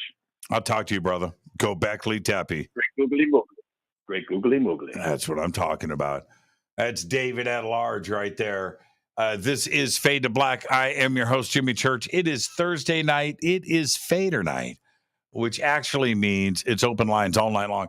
Did you guys see those videos of it's ravens, it's eagles, it's hawks, just out flying? I did watch a couple of eagle ones, but these hawks, and the ones that I watched, one was flying around like Montana-ish, Idaho, Wyoming, out on the open plains, and then I watched another series of videos along the coast of the UK, the White Cliffs, and these hawks just going right up the coast.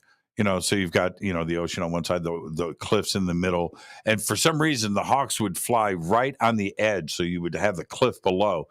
But watching the hawk's eyes, so interesting to watch the hawk go like this.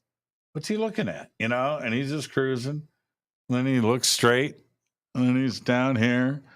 And he's just cruising and looks straight ahead again, looks down, and he looks up. And it's just like 30, 40, 50 minutes of unbroken flight time on the back of a hawk. Crazy cool. I couldn't get enough of it. And I go through phases with YouTube. I do. I'll go through a Pantera phase. I'll go through a hawk with a GoPro phase. Mountain biking. I love watching those videos too, as well. Skiers. Love watching that. Fish diving. And I just get absorbed and get into it. I'm so thankful for some of the content on YouTube. But that hawk thing, it got bad there for a minute. Okay, so let's see here. I've got Lisa. Oh, so Lisa and Brad and Michelle tonight.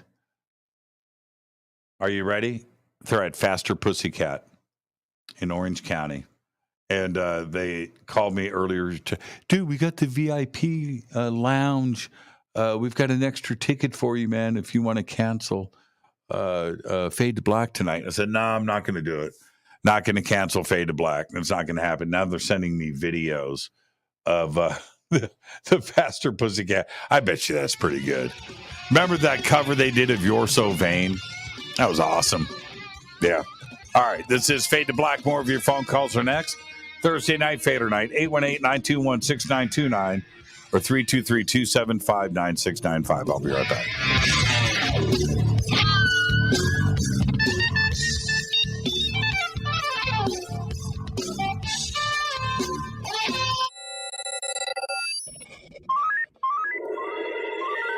Way out here, we listen to Jimmy Church. You're listening to Fade to Black. You're listening to Jimmy Church and Fade to Black on the X. ¿Qué tal, mis amigos? Yo soy Mario Carson, el tiburón, y los invito para que escuchen a mi buen amigo Jimmy Church Radio. ¡Claro que sí! The Believer is the chilling true story of Dr. John Mack, a renowned Harvard psychiatrist and Pulitzer Prize winner. This is an outreach program from the cosmos to the consciously impaired. He risked it all to investigate human encounters with aliens. The Believer, Alien Encounters, Hard Science, and the Passion of John Mack. Written by award-winning former New York Times journalist and author Ralph Blumenthal. Now available in paperback from High Road Books.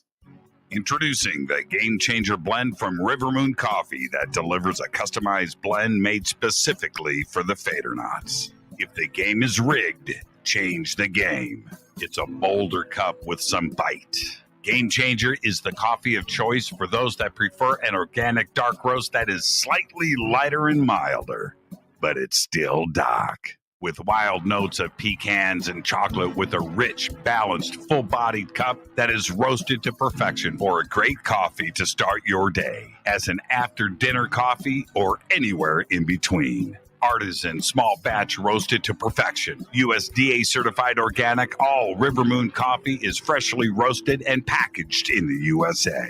Just go to rivermooncoffee.com or click on the banners over on our site and use the promo code F2BBLEND for 15% off of your order today. rivermooncoffee.com. Do you want to be an official Fadernaut? Of course you do. This is Jimmy Church of Fade to Black. Just go to our membership section at jimmychurchradio.com.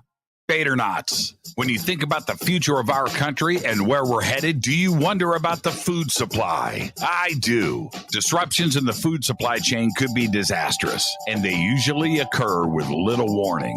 That's why the smartest thing you can do today is to stockpile emergency food, water, and other essentials. I personally recommend My Patriot Supply. They're the nation's largest emergency preparedness company, serving millions of customers for more than a decade. In fact, they're the only source my family trusts for our preparedness plan. You should too.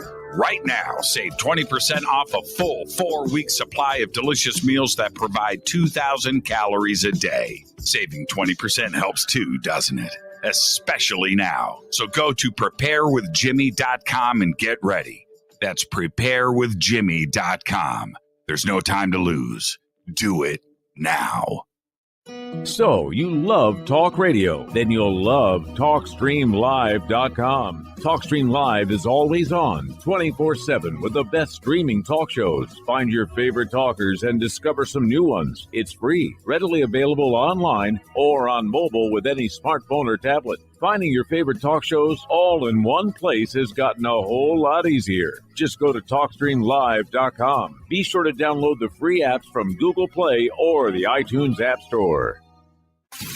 You listen to us, and we listen to you. And so does the CIA. Hi, I'm Ray Sobbs, and I'm here to tell you about something I really think you're going to like. The UNX Network is a part of a larger group called UNX Media, and one of the things we offer is the quarterly UNX magazine, which is available both in print and digital formats. This amazing magazine covers all aspects of the unexplained and makes for a great coffee table periodical that is certain to spark enlightening conversations in your living rooms. We invite you to check out the latest digital issue for free. Just go to unxnetwork.com/membership and fill out your free membership with your name and email and become a new free member. The new summer issue is now available, and the theme is Time Anomalies, which includes a feature article written by our managing editor, Lee Spiegel. Just go to unxnetwork.com/memberships. That's unxnetwork.com/memberships and get your free e-copy of the UNX magazine today. You are listening to Fade to Black with Jimmy Church on the Game Changer Network. Oi, oi, I'm Reese Evans. You're listening to Jimmy Church. This is Revolution. The revolution will not be televised. The revolution is on radio. Ciao.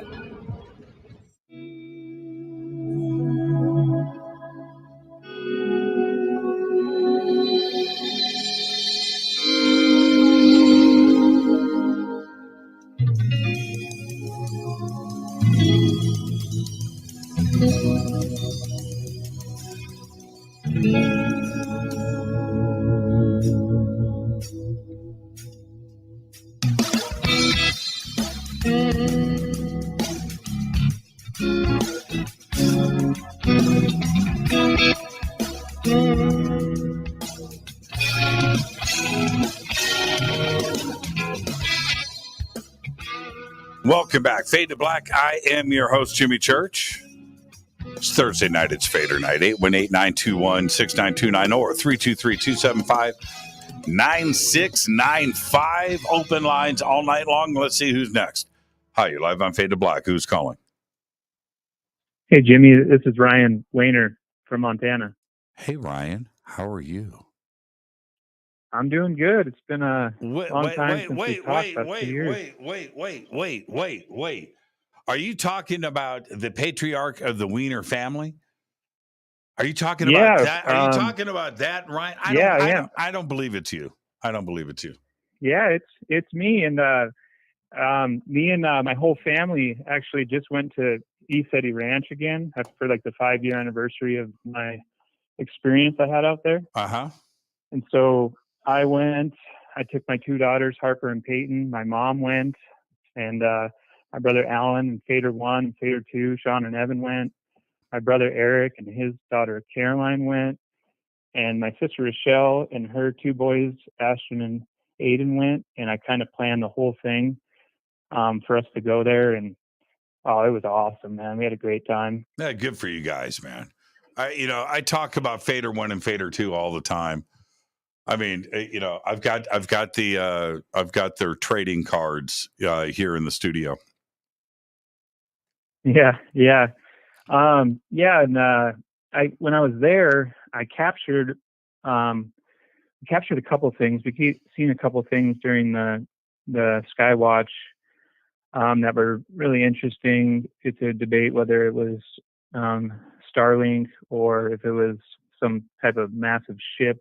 We've seen it both nights, this last Friday and Saturday. Mm-hmm. And then during the day, I took another video just kind of sitting there right before Skywatch, and it's so similar to the one that I caught 5 years ago. You'd think it was the same thing, but it's 5 years later. And I put that on I tried sending it to you, but I brought a DJI Mini 3 Pro drone out there, and I took a video just during the day on Saturday, and I caught something. I just noticed it. I just found it about 2 days ago, and I've been trying to upload it onto YouTube, and it just won't upload. I've tried 4 times. I'm trying again right now, but I was trying to see if I could find a way to send it to you, because it's really interesting. It's just 4K. Dropbox it to me, and then I'll download it. I would love to see it. What's in the video? So it's coming from like the medicine wheel, the Circle Rocks. It's coming from that direction, and it's coming over the Skywatch area, and it's in the middle of the day, and it's kind of metallic, but there's kind of like things coming off of the edges of it, and it's flying kind of right towards the drone and flies past me, and it's going pretty fast. I didn't really notice it at the time. I just going through my videos of all my stuff that I did there, and I found it. And me and my daughter just watched it a minute ago, and it's amazing. It's nothing I've ever seen before. How big is anybody's ever seen before. How big is it? It's hard to say. I'd say 5 to 10 feet, and it's kind of rectangular. It's weird. All right, it's weird. It's alien. It's something that out of this world. I don't know what it is. All right, Dropbox it to me, and I would love to see it. You know, you and I have known each other for a long time, and you and your entire family. So we go back a long ways. So if you say, Jimmy, you've got to see this, you know, I'm already on board. Yeah. So just Dropbox it to me. I would love to see it. All right. Okay. And then what do I just put? Okay. Just you'll Dropbox it to you, and then I'd like for you to be, first one to put it up, just like you did with that first video I took at ECETI 5 years ago. Next month. Yeah. We'll do the same thing. Because you're going to want to. It's amazing. Yeah. It's such good quality. There's nothing like it I've seen. So, oh man, see, you got me all excited now. Yeah, Dropbox it to me, Ryan. And how's Alan doing?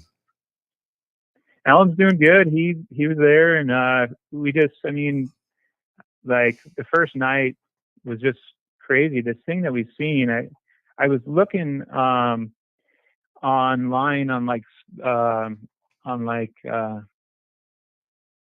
for Elon Musk's satellites, and I couldn't find anything going over the ranch, ECETI Ranch, that night. And we seen this thing. It came from the west, came right over the top of us, and it looked really low. It wasn't like it was in Earth's orbit. It was more like it wasn't more than a couple thousand feet above us, it seemed. And then the next night, on Saturday night, this last Saturday night, same thing, came from a kind of a different direction, more behind us, more right along with the Skywatch chairs, where you sit. Mm-hmm. Just right in line with that. Come right from west, going right overhead towards the east. And it was just, and then as soon as it got over the top of us, it completely disappeared. It just completely blacked out. You couldn't see it anymore. It was amazing, but it's always up for debate though that it was Starlink, and so I have both of those videos too. But there is this chatter going around with the intelligence communities right now about this American spy satellite that is up, and it's being shadowed by a Russian satellite 4 degrees off of its tail, and I think they said 37 miles behind it. And I was reading some people were reporting watching it. I think it was in Norway last night. Norway, Sweden, something. Anyway, and they were tracking it and watching it. I saw it, and it was really weird because as it came over and it went from the south to the northwest at an angle, and the U.S. satellite, it was in front, and it was lit up, but not that bright. But the Russian satellite was back off, 4 degrees. It wasn't directly behind it, just a little bit, but it was much brighter. But to watch the two of them go across the sky like that, and you could see it, man. It was just one was tracking the other.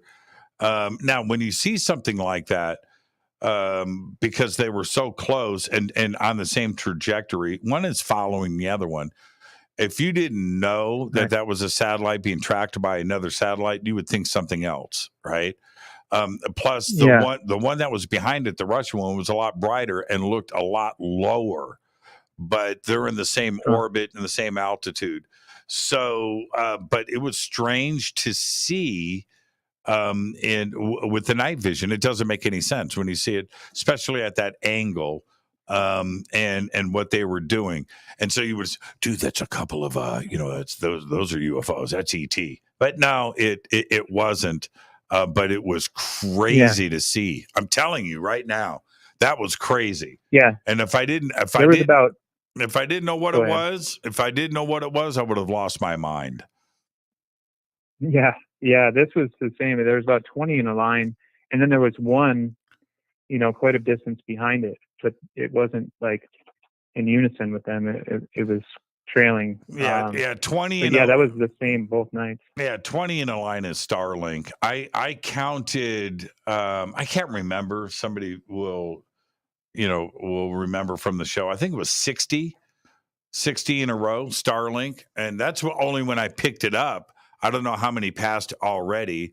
And I don't know if there were any trailing behind, but I think the number is 60. I mean, it was crazy. I kept but I counted 60. And here was the thing, with that line of 60, Ryan, which took probably, it must have been 5 or 10 minutes for everything to go overhead. That about every 10th one, 8th one, 10th one was out of line. They were perfectly straight, perfectly aligned, the same distance apart, all of that. But like every 8, one was out of place, either above or below the line. Still moving, but not in place. And I was wondering what that was about. I couldn't find any information online about why one of the Starlinks is out of position, every 10 Starlinks or 8 Starlinks, above or below. But man, that was crazy to see that many. Yeah, we've seen one go over Whitehall one time above my mother's house, and they were all stretched out. And every time one would go over my mom's house right above us, it would completely light up, like they do at East City, completely light up, and then go back to its normal light and continue. You could still see the light. And then when the next one came, and it was about 60 of them, and they would just do that every single one. As soon as it got in front of us, it would completely light up, just as bright, and then go back to dim, and then the next one would do it. And that was about 3 years ago, and I have that on video too. It was really interesting, and some would be going faster than others, like you're saying, and it was really weird. I don't know what it was. Well, Ryan, give my best to the family. Tell everybody I said yo, and Dropbox to me ASAP, and I'll get a quick edit done and some enhancements and stuff, and send it back to you, and then we'll post it. Okay. Okay, that sounds great. You're the best, Ryan. Miss you, brother. Yeah, thanks. Yeah, miss you too. Go Beckley Tepe. Ryan Weiner. Thank you, Ryan. And Ryan and I, obviously, we go way back. And you remember the Bigfoot prints, right? Okay, that was his nephews, Fader 1 and Fader 2, the two blonde kids, the two towheads were. That's Fader 1 and Fader 2. They found those Bigfoot tracks, and I go back a long ways. And Ryan sent me that video that went viral of it flew down past the camera, made a left-hand turn, and went behind the trees. And that was a crazy video. I still think that's a crazy video. A lot of people thought it was a bird or a hawk. Could have been. I don't know. But fantastic video. But if he says he's got something crazier, I definitely want to check it out. So there you go. Thank you so much, Ryan. And let's go back to the phones. Hi, you're live on Fade to Black. Who's calling? Hey, Jimmy, it's Donna. Hey, Donna. How are you? I'm doing great. You know what you should do? Put on that shirt of yours. Uh-huh. And first off, look up the, on Supernatural when Sam and Dean have that exorcism thing they have to say to get the demon out of the person. Okay. On Supernatural. Yeah. Get that, print it out on a piece of paper, and keep it with you when you got that shirt on you got on right now. And when somebody gives you a strange look, pull that piece of paper out and start reciting that exorcism right. Yeah. I've got to. You're right about that. You're absolutely 100% right. That's the one I need. I was thinking about something from the Omen, but yeah, you're right. The supernatural exorcism. Yeah, you're right about that. That'd be great. Yeah. Man, that would just freak people out, wouldn't it? And roll. From what I read, that's supposed to be a real thing there that they looked up. The writers did. Well, what you do, I don't know if it's true or not. You do that, but when you do that, you start roll your eyes up in back of your head. Just oh man, oh, that's just too funny. Yeah, that was a good one. Yeah, I need the Latin. Yeah, I'm gonna go. Is that online? That has to be. Hold on for a second. It should be on Supernatural Wiki, or you just Google it or whatever search engine you use. It should be there. Supernatural exorcism in Latin. Here it is. It's right here. Oh, holy crap. Okay. All right. Let's see. This is great. Here it is. Oh, man, it's all over the net. Okay. Yeah. Yeah. I mean, 15 seasons of the show. I mean, I got into it after the 13th season, and I binged it for like 3 months. I got all the episodes in until that. Yeah. That's the most I've ever binged. You know what? I'm going to tell you the truth about Supernatural. I hadn't heard about it. Okay? Hadn't heard about it. And this was, I'm going to go a year ago. It was about a year ago. And I was like, Supernatural. Then I saw 16 seasons. Huh? Right? That's more than Seinfeld or Friends. That's like the Tonight Show. It's got over 300 episodes. Yeah. And I'm like, who are these guys? They should be the most famous people in America, right? 16 seasons. So I watched the first season. And it's cool. It's good. But it's more it's about demons and things like that, as opposed to they don't do anything else. There's no UFOs, there's no ET. There isn't any government conspiracy. Well, they've mentioned it a few times. Yeah. And all. I've heard that. But it goes further onto it, and it's got everything from fairies to ghosts and Right. It's got everything. Is it worth it? I mean, 16 seasons, it must have been hugely popular. Oh, yeah, it's got every kind of. The only thing is that in that world, Bigfoot does not exist. And they should have put that on there. And, they've only kind of mentioned UFOs a couple of times, maybe. But it's funny as heck. Jamie says, I watched Supernatural to 8 seasons thinking that it was going to be canceled, and then they brought it back. Yeah. And one episode is a crossover with Scooby-Doo. I kid you not. They got with the creators of Scooby-Doo and made an episode where Sam and Dean go into the cartoon. Oh, that's worth it. Later, Jimmy, can you reveal any great secrets that you normally could not? Well, then it wouldn't be a secret.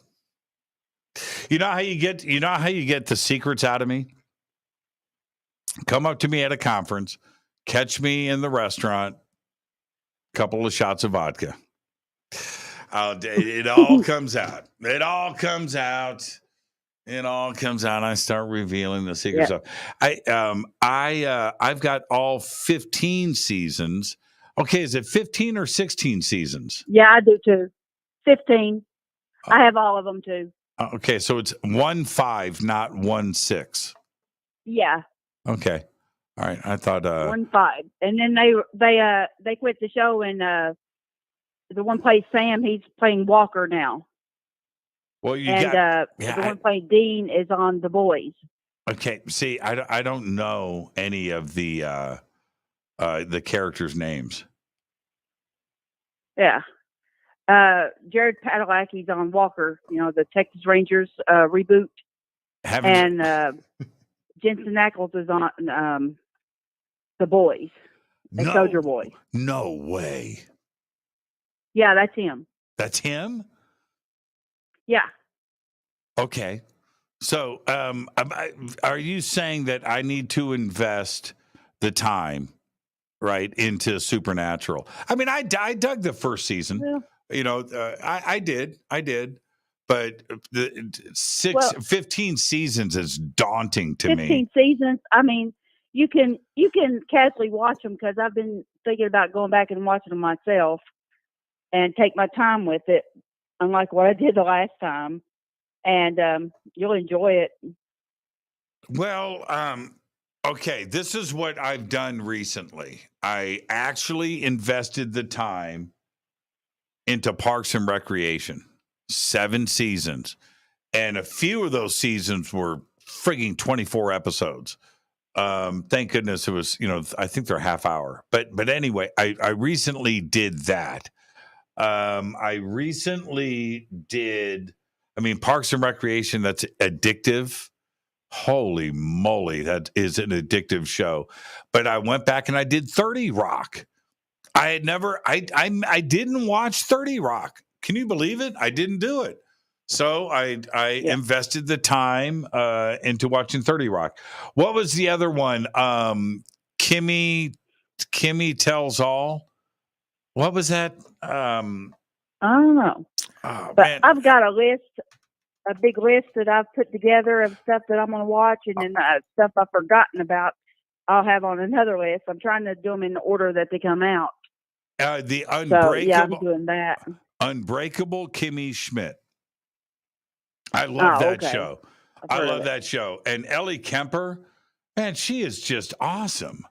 She is so great. So, and I finally, these aren't shows. I finally watched. Oh, sorry. These aren't shows that people would normally identify me with, but I got to tell you, sometimes, because I'm all, I watch all of the science fiction TV series that are out there. I've watched every single. There isn't one that I haven't seen, except for some Star Trek and some of the Stargates. I haven't watched all of those, but everything else. And sometimes I just need a release. I need to get away from that. I need to relax my mind. And 30 Rock and Parks and Recreation and the Unbreakable Kimmy Schmidt. These I really enjoyed those. Only Murders in the Building. I just finished the new season. Have you watched that? No, but I've gotten into the true crime podcast. That's my release from sci-fi and UFOs and all that stuff. Yeah. I like the true crime documentaries and all of those series. I watch those way too much, man. Way too much. I love those a lot. But Only Murders in the Building is a whole lot of fun. Loved it. Yeah. Oh, I've got my ticket for or my boarding pass for Artemis. Oh, you did? You got it? I think I have one too. Yeah, I got that back in April, I think. Oh, somebody just put up Fringe. I have. That's on my list. Oh, I own all of Fringe. I own it, and I have gone back. I've watched Fringe every season, probably 4 times. That's how many times I've watched Fringe. Yeah. Yep. I've watched every season of Sanctuary twice so far. That's a good show too. Sanctuary? Yeah. With Amanda Tapping? No, I've never heard of it. Sanctuary? Samantha Carter? Hold on. The one that played Sam Carter. Oh, it's good. You can watch it on Vudu and Roku channel and the whole Tubi and all these other places too for free. Huh. How many seasons? 4. Okay. Oh, It's really 2008 to 2011. Okay. No, I missed that one. Yeah, it's got the great nephew or something of Thor Heyerdahl. Uh-huh. He's an actor, and he's on there too. Yeah, Christopher. You're talking about Heyerdahl. Christopher Heyerdahl. Yeah, he's an actor. Yeah, he's Thor's son. Yeah. Yep, that's a Son. fact. Oh, okay. I believe so. Well, I think he's related to him somehow. I didn't know if it was his father or not. But yeah, it's a really good show. You should check out. It's got werewolves and Jack the Ripper and Nikola Tesla and Sherlock Holmes. It's got everything. I'm looking now to see if he is the son of Thor Heyerdahl. Let's see here. It should say it on IMDb. First cousin once removed. Oh, okay. First cousin once removed of Thor Heyerdahl. Donna Griffin, you are the absolute best. Really quick, my wish list of people to call you up. I would love to have J.C. Webster call you up. Who's that?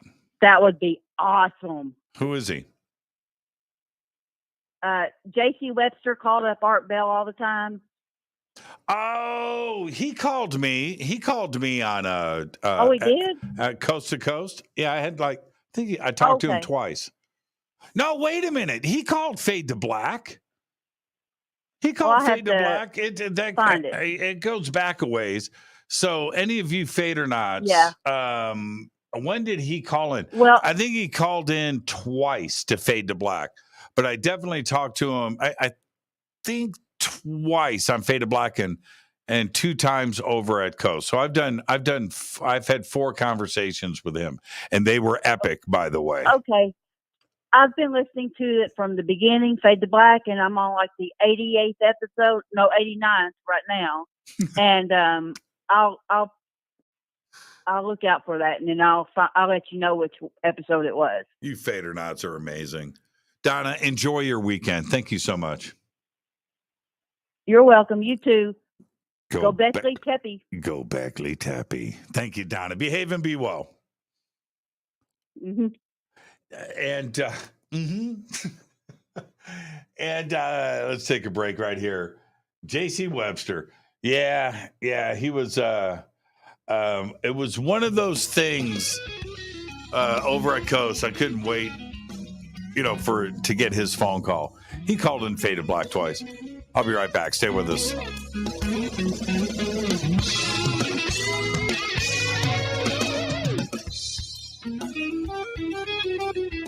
Hi everybody, this is Rob Halford, the Metal Guard on JimmyChurchRadio.com. Your 1 million gigawatt paranormal powerhouse, KUNX-DB, VX. The Believer is the chilling true story of Dr. John Mack, a renowned Harvard psychiatrist and Pulitzer Prize winner. This is an outreach program from the cosmos to the consciously impaired. He risked it all to investigate human encounters with aliens. The Believer, Alien Encounters, Hard Science, and the Passion of John Mack.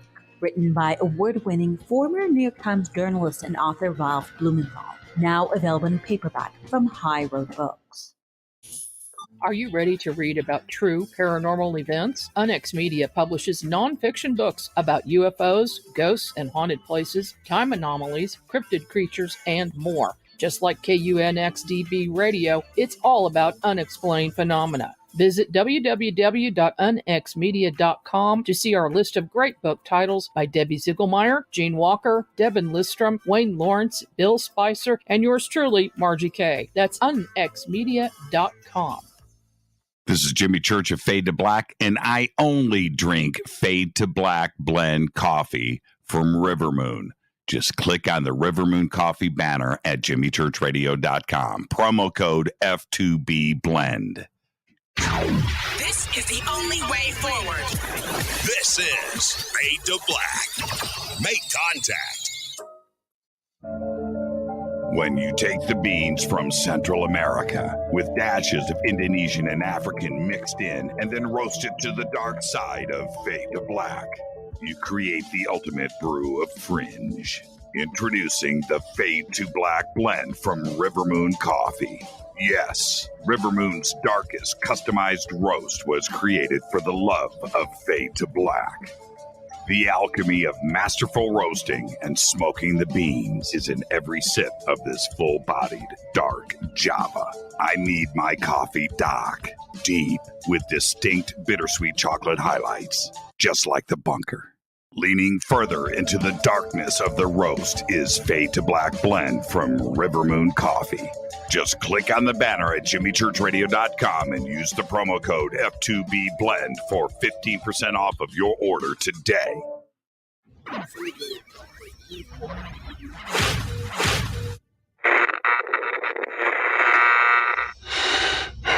You want to know a secret? I love ponies. I really love ponies. I'm serious.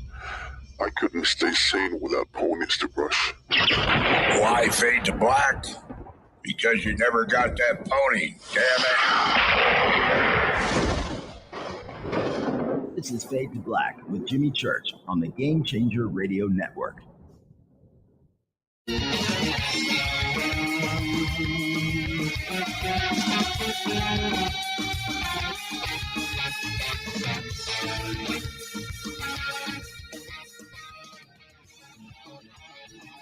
Welcome back, Fade to Black. I am your host, Jimmy Church. I'm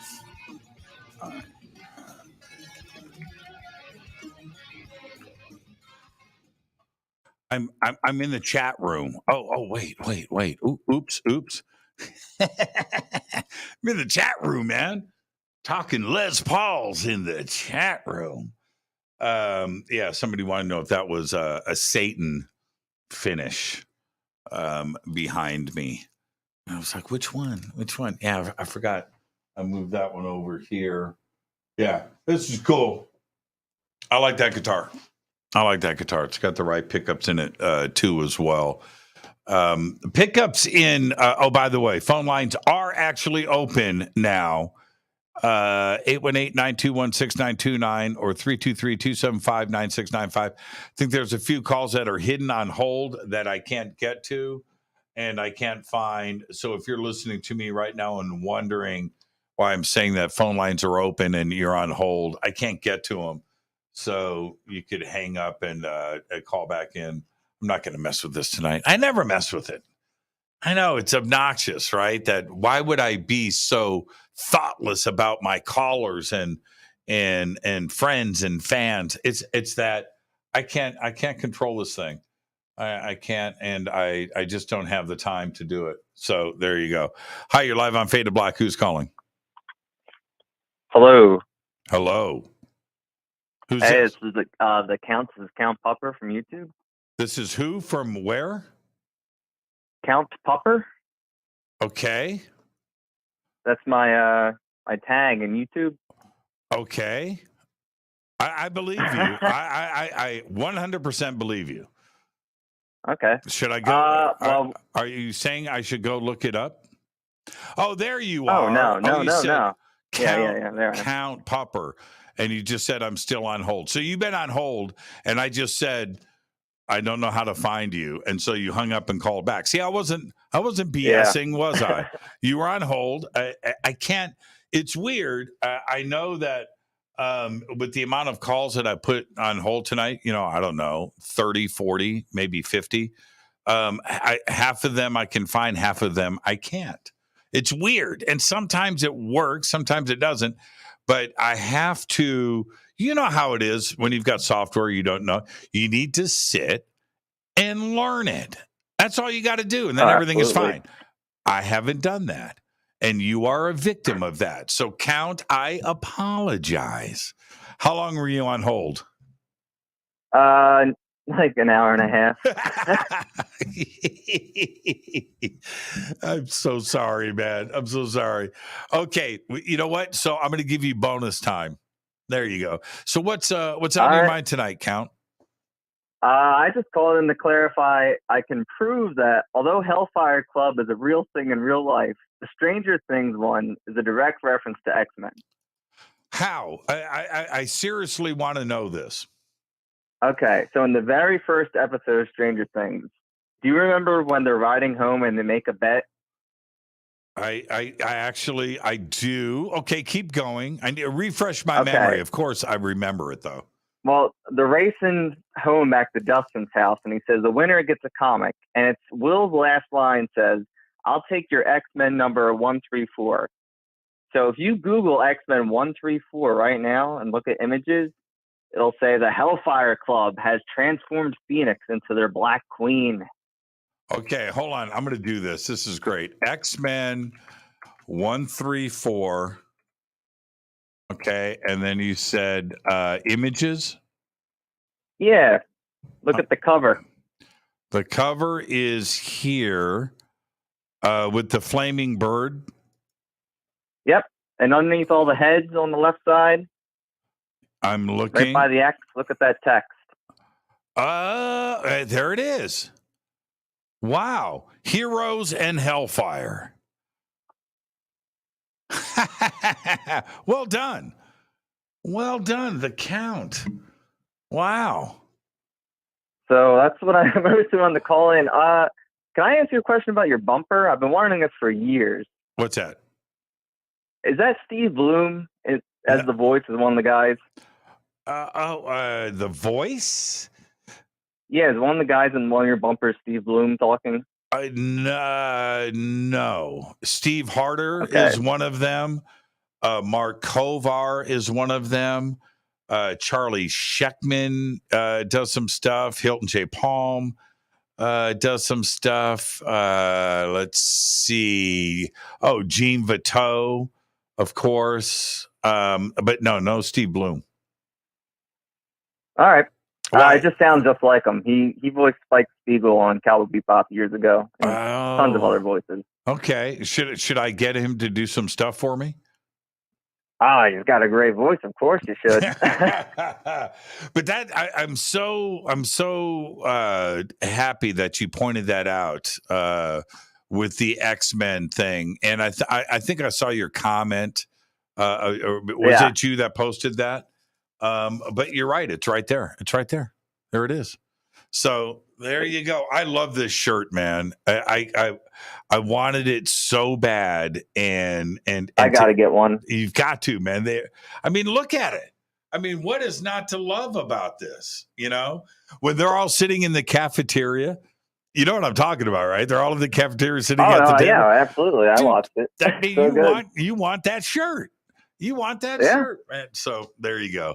All right. You know what? The last episode of Stranger Things, when I can't think of his name, the heavy metal dude, when he's doing Eddie, when he's on top of the mobile home playing the Metallica guitar solos. Yeah. Yeah. Amazing. It's rad. It's so rad. It's really good. So rad. It's really good. It's really good. All right. Hey, Count, don't be a stranger, my man.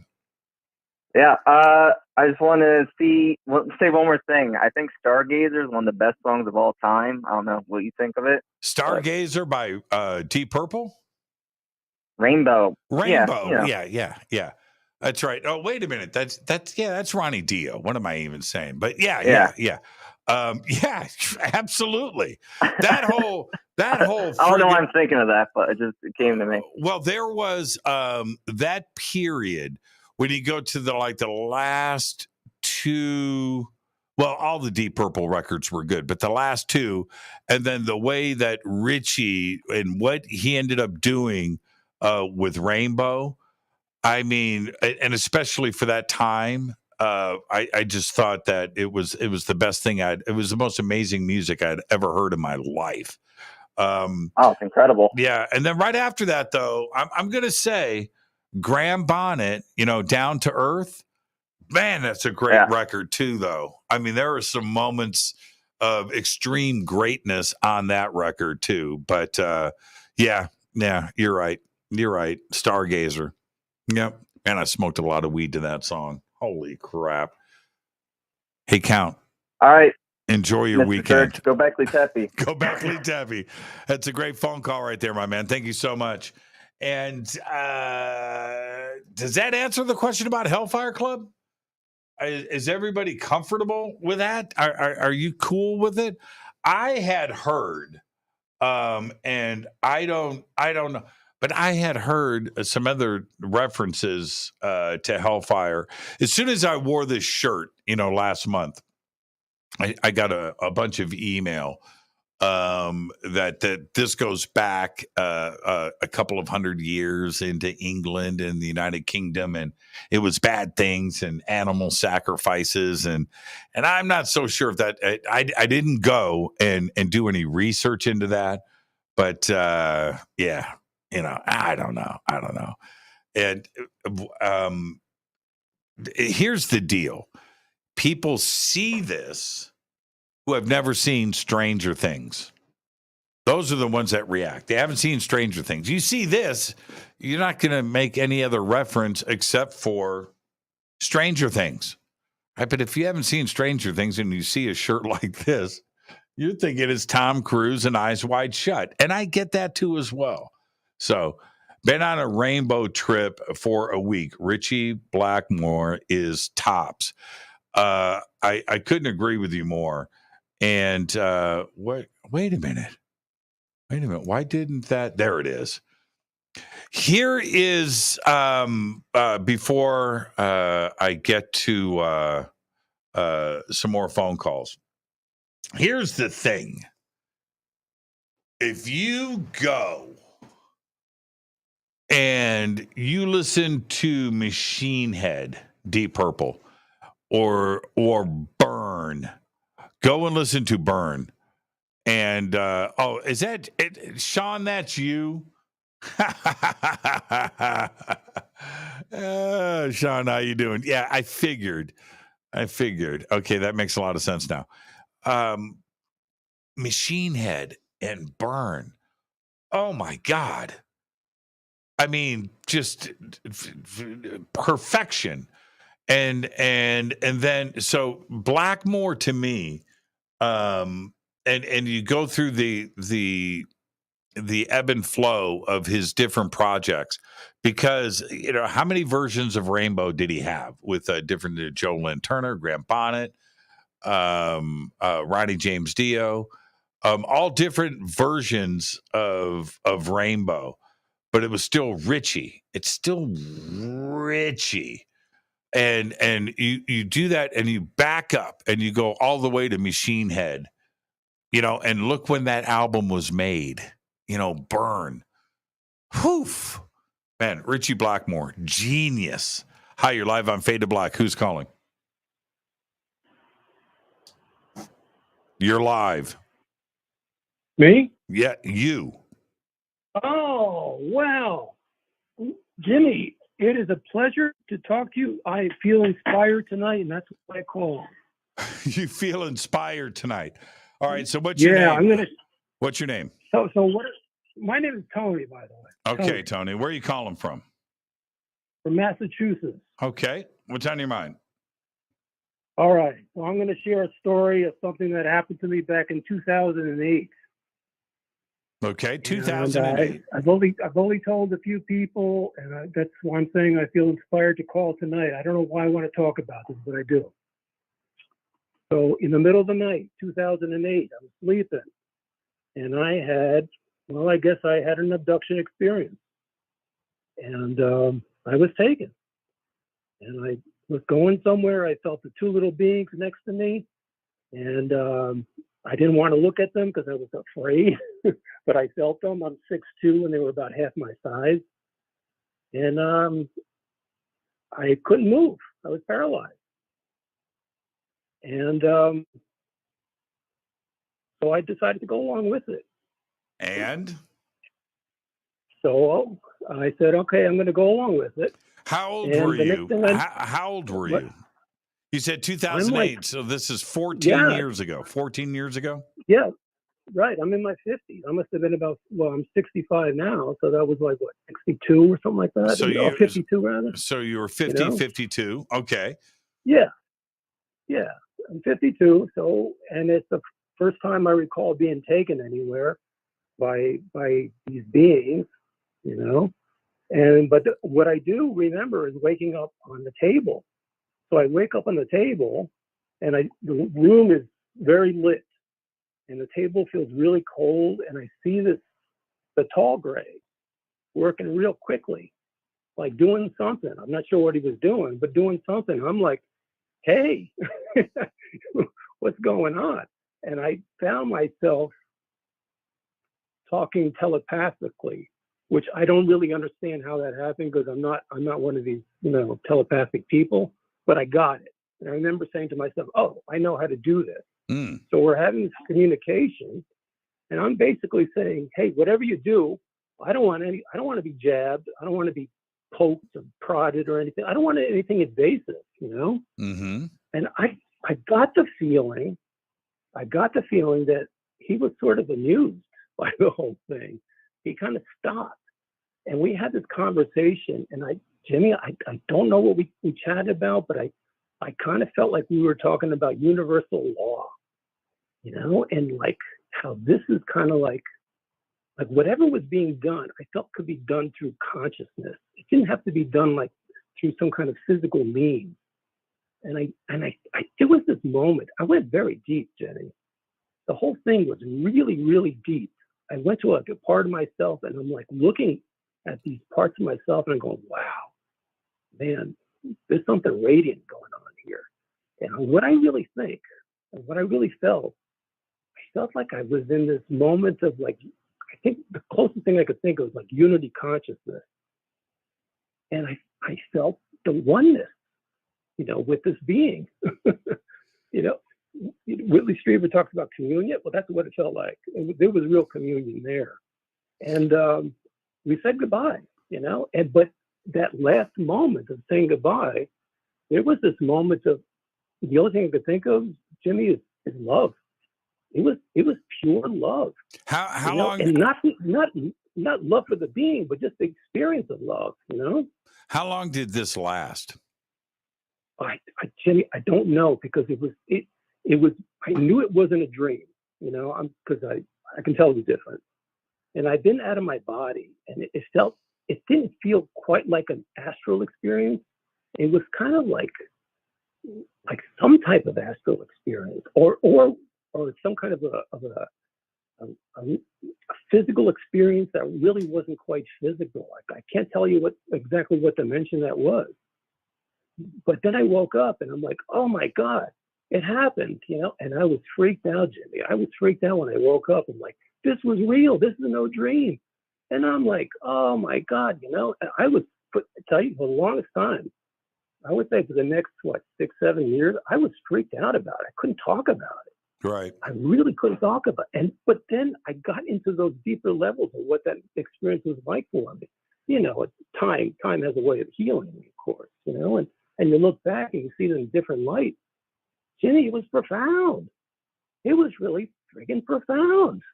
It's like, I don't know how I got to that deep place inside of me, but it was through some kind of a communication that we had, Well, okay. So before I let you go, Tony, here's the thing, where those people out there that want to say or want to think that they're rational, and that they have a grip and they know what's going on, and that people like yourself that report these abduction experiences this is just psychosis or imagination, and they're looking for attention, or they've got some kind of disorder and they're schizophrenic.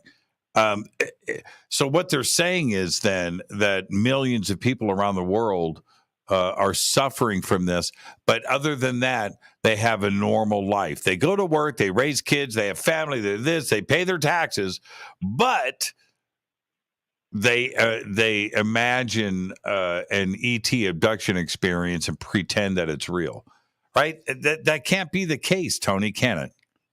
No.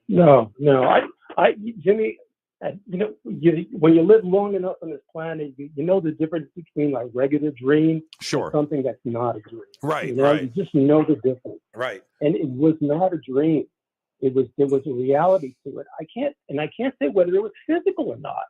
It might have been like an astral kind of a thing, but there was a physicality to it. Yeah. Like I was concerned about being poked and jabbed and having something invasive. I didn't want that. Right. So I opted out. Whatever was going on, I felt like I opted out, and it was okay to do that. It was okay to tell them that, like, no, I don't want that. I don't want anything invasive. Yeah. And yeah. it was Well, okay. I think he understood that. I think the being really kind of got it. Yeah, I wouldn't want anything invasive, but then again, some people enjoy that kind of thing, Tony. You know that, right? Sign me up. Yeah, Put me on that cold steel table, and let's go. Jimmy, it was cold steel. It was cold steel. That's what it felt like. It felt like I was in some kind of like a hospital, and it was a table, and it was a cold steel table, and I was like, being worked on. Right. As if I was in a hospital, like Right, an emergency room of some Right. kind. But Yeah, I've never had, I've told everybody, I haven't had that experience that I know of. I'm not going to be regressed. I'm not interested in any of that. If I don't remember it, then I don't want to remember it, right? It's gone. Yeah. I'm not going to go there. But I think there's enough of the same type of encounters from everybody that repeats over and over again, that there's something to it. There's something to, you can call it a phenomenon, whatever you want to classify it as, but there's something going on. I just haven't experienced it. I have had some things like when that dude was in my room. I still can't explain that. I can't, but I don't want to disclose to the world everything that happened, because I don't want it to pollute other people's minds. And I don't want them to repeat my experience. But here's the other reason for that. When I listen to people's stories, I pick up on the little things that only I know, right? That only I know. And when I hear somebody else say it, okay, I think they had a genuine experience, because there's things that only I know. So, and it's the same thing also with an abduction situation. We all hear about the steel table, but there's other things that you may hear somebody else say that only you know, Tony, right? And you'll hear it and you'll go, oh man, that's right. I remember that. And I think that's what's most important. So, well, Tony, thank you for the phone call, my man. And I'm glad you were inspired enough to call in and share that with us. yeah, it's about time. And I'm telling you, I think millions of people have had the experience and probably don't have a recollection of it, or maybe tossed it off as a dream. Right. Right. But it's not a dream. Right. Well, and I don't know that. Well, I think we all know the difference for sure. I think I've got to go, and there's so much more I want to say to this, but I think that dreams, because of the way that the time works in it, it's not a linear time thing. I'm wondering if the dream situation, when you go into a dream state, that you're not actually in another place. Yeah. Right. And so think about, and so that's a big difference too, as well. I really do. I think, and you know the difference between that and reality. Hey, Tony, enjoy your weekend, man. Thank you for the phone call. Yeah, you too, Jimmy. Take good care, right? Go Beckley Teppy. That's right. Give it your shot. Okay. All right, Tony, behave and be well. Thank you for the phone call. And I mean, what's the difference? I don't know. And I cannot, with all of the weird, stupid strangeness that has gone on in my life, and somebody wants to share something like that with us, who am I to say, that that's not real, that didn't happen? No, because it's not fair. It's not fair to everybody else. And it's also not fair to me, in that I want you to listen to me and at least have an open mind. It may sound crazy, and I get that it does, but it doesn't change the experience. And it's the same thing with, somebody like Tony or Travis Walton. It doesn't matter. We have to listen to that. Now, what's going to go on, though, when this big reveal kicks off and we are like in the middle of disclosure, and then we have this other situation that we have to confront, we have to deal with. And that is the possibility of abductions, an alien hybrid human program that may be going on, and people like Debbie Cobble and those that have gone through these and that have been public and have been ridiculed and hammered and embarrassed. What do we do with all of that? Right? And we are going to have to face it. We are. This is Fade to Black. I am your host, Jimmy Church. It's Thursday night, Fadernight. If you're on hold, I'll get to you. Don't worry about it. We'll do it right after the break. This is Fade to Black. 818-921-6929 or 323-275-9695. I'll be right back.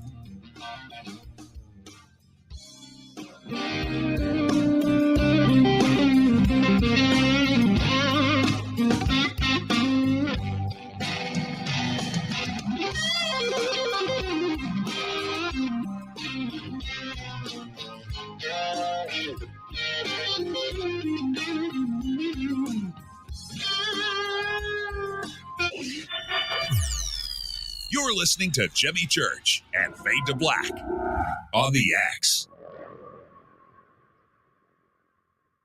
Hey, what up, y'all? It's your girl Vivica Fox here, and you are listening to my boy, Jimmy Church, on JimmyChurchRadio.com. Despite popular opinion, reading a book will not make you smarter. But listening to Jimmy Church will. Hello, Fadernauts. Jimmy Church here. You've seen me with my Thunderstorm. Now you can purify the air in your home and get healthy, clean, fresh-smelling air and eliminate odors just like I do right here in the bunker. The EdenPURE Thunderstorm uses oxy technology that naturally sends out O3 molecules into the air, which seek out odors and air pollutants in your home and destroys them. It's called a thunderstorm because it purifies the air just like after a thunderstorm. And right now, you can save $200 on an EdenPURE Thunderstorm 3-pack for whole home protection. With this special offer, you're getting 3 units for under $200. Seriously. Go to EdenPureDeals.com and use Fader3. Shipping is free and it's easy. Just scroll down. You'll see my name right there, Jimmy Church. Click on it and get your deal today. That's EdenPureDeals.com. This is Billy Carson, founder and CEO of ForbiddenKnowledge.tv. ForbiddenKnowledge.tv is the fastest growing and one of the most watched networks in the world. And I would like to personally invite you to check out our expanding library of TV, film, lectures, and special presentations. ForbiddenKnowledge.tv has over 6,000 videos covering lost history, health, UFOs, spirituality, and our future. We are committed to our community, and with my personal invitation, you can, right now, get your own free 30-day membership at ForbiddenKnowledge.tv. Your own library of information starts today at ForbiddenKnowledge.tv.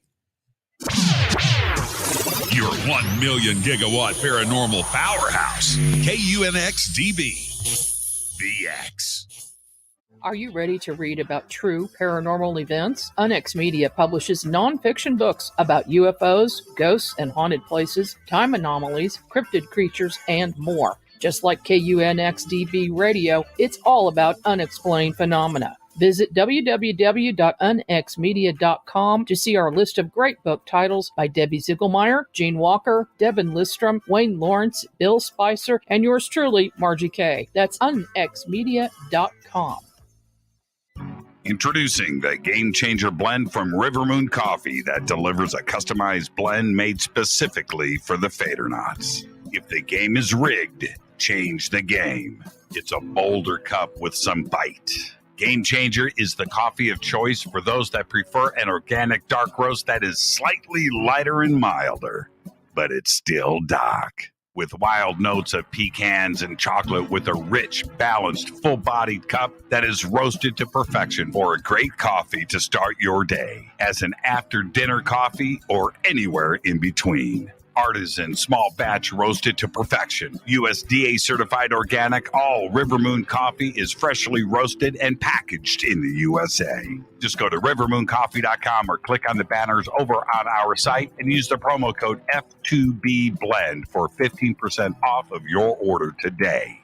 rivermooncoffee.com. Are you intrigued by Paranormal Talk Radio? You'll love the new Paranormal Radio app from TalkStream Live.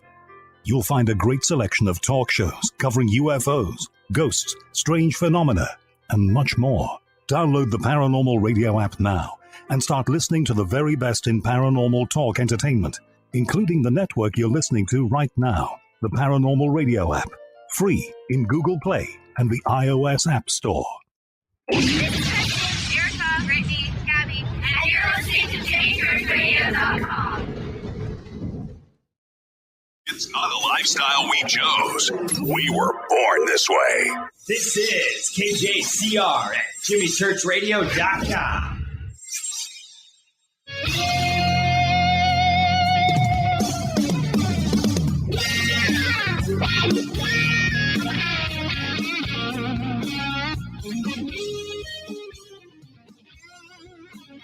Welcome back. Fade to Black. I am your host, Jimmy Church.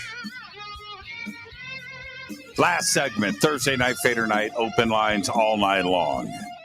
Somebody just posted, Kim Jellin said, "Hey man, this is a great question," and the question is,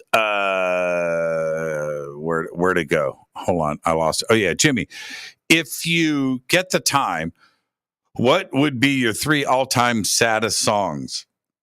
Man, well, I'm going one, Elvis Presley. I'm So Lonesome I Could Cry. Elliott Smith, Needle in the Hay. Foo-fa.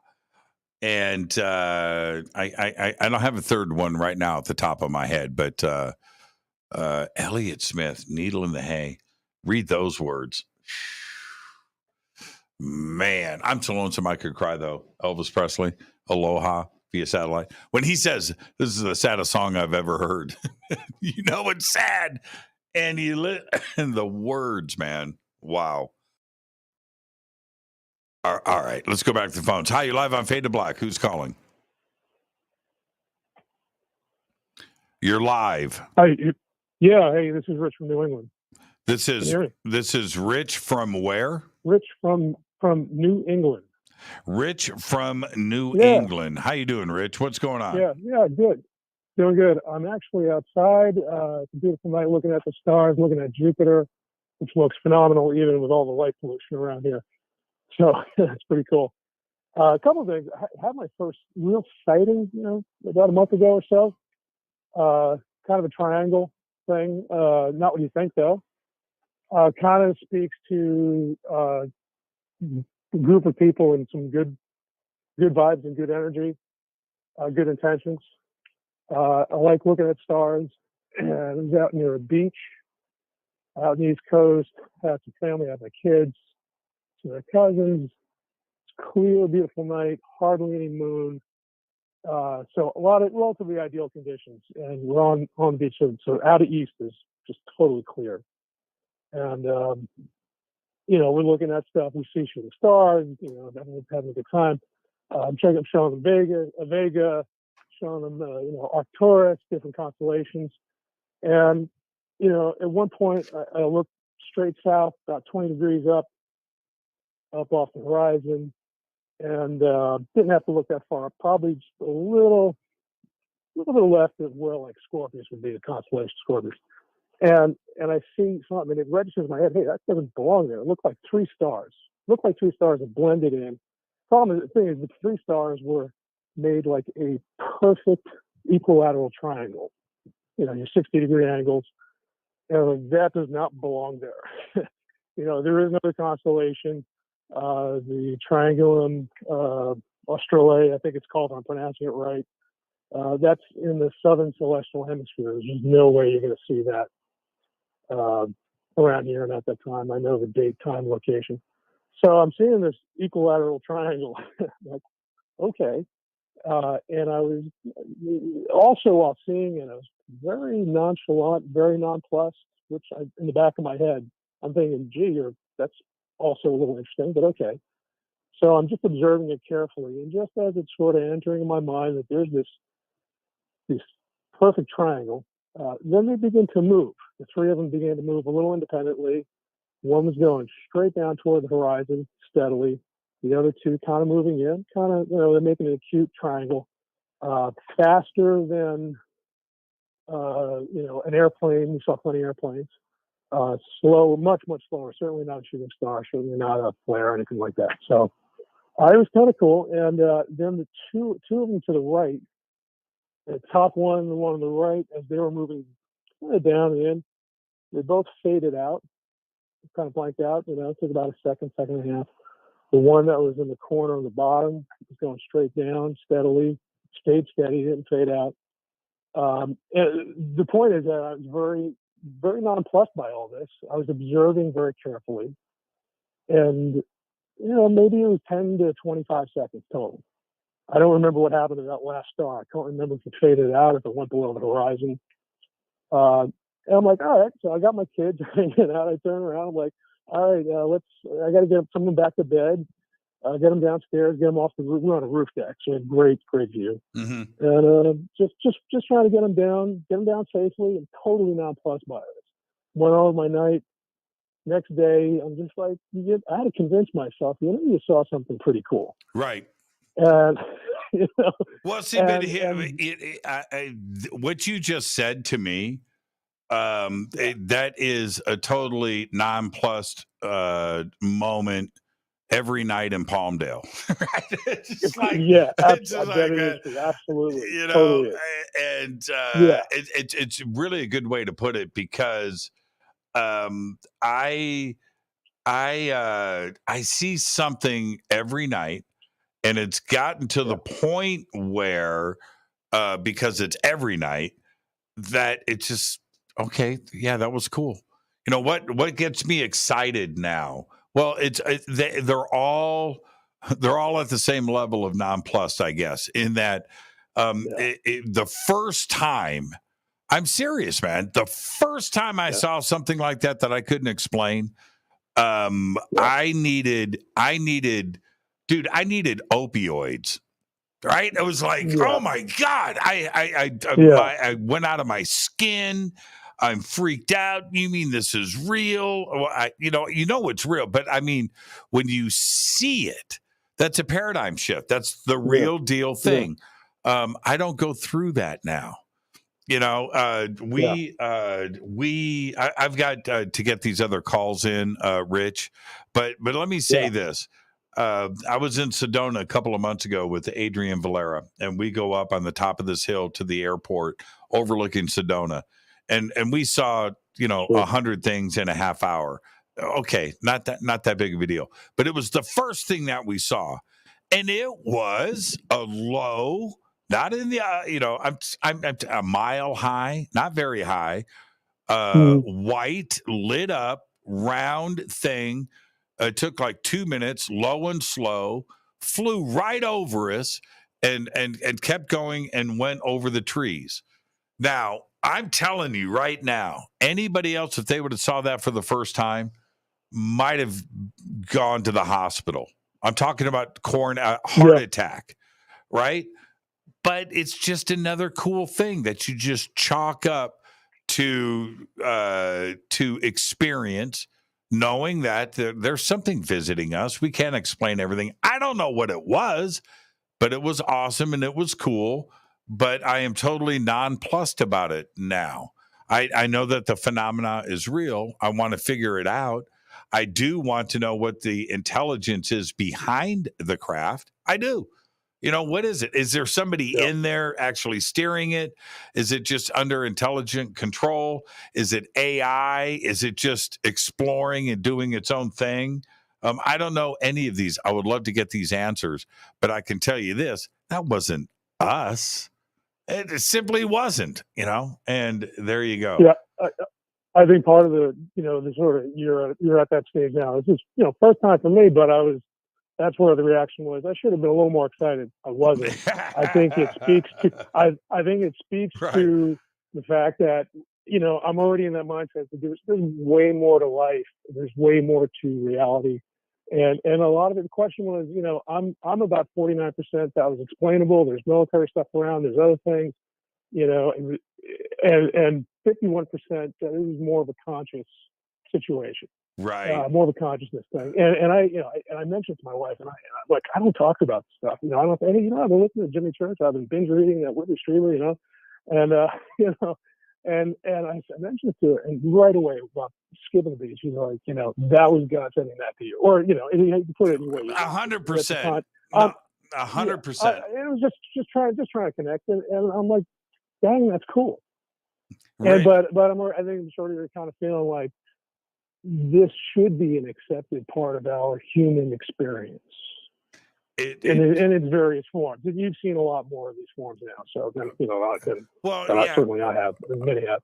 Rich, though, here's the thing. It should be, right? It should be just a part of our life, right?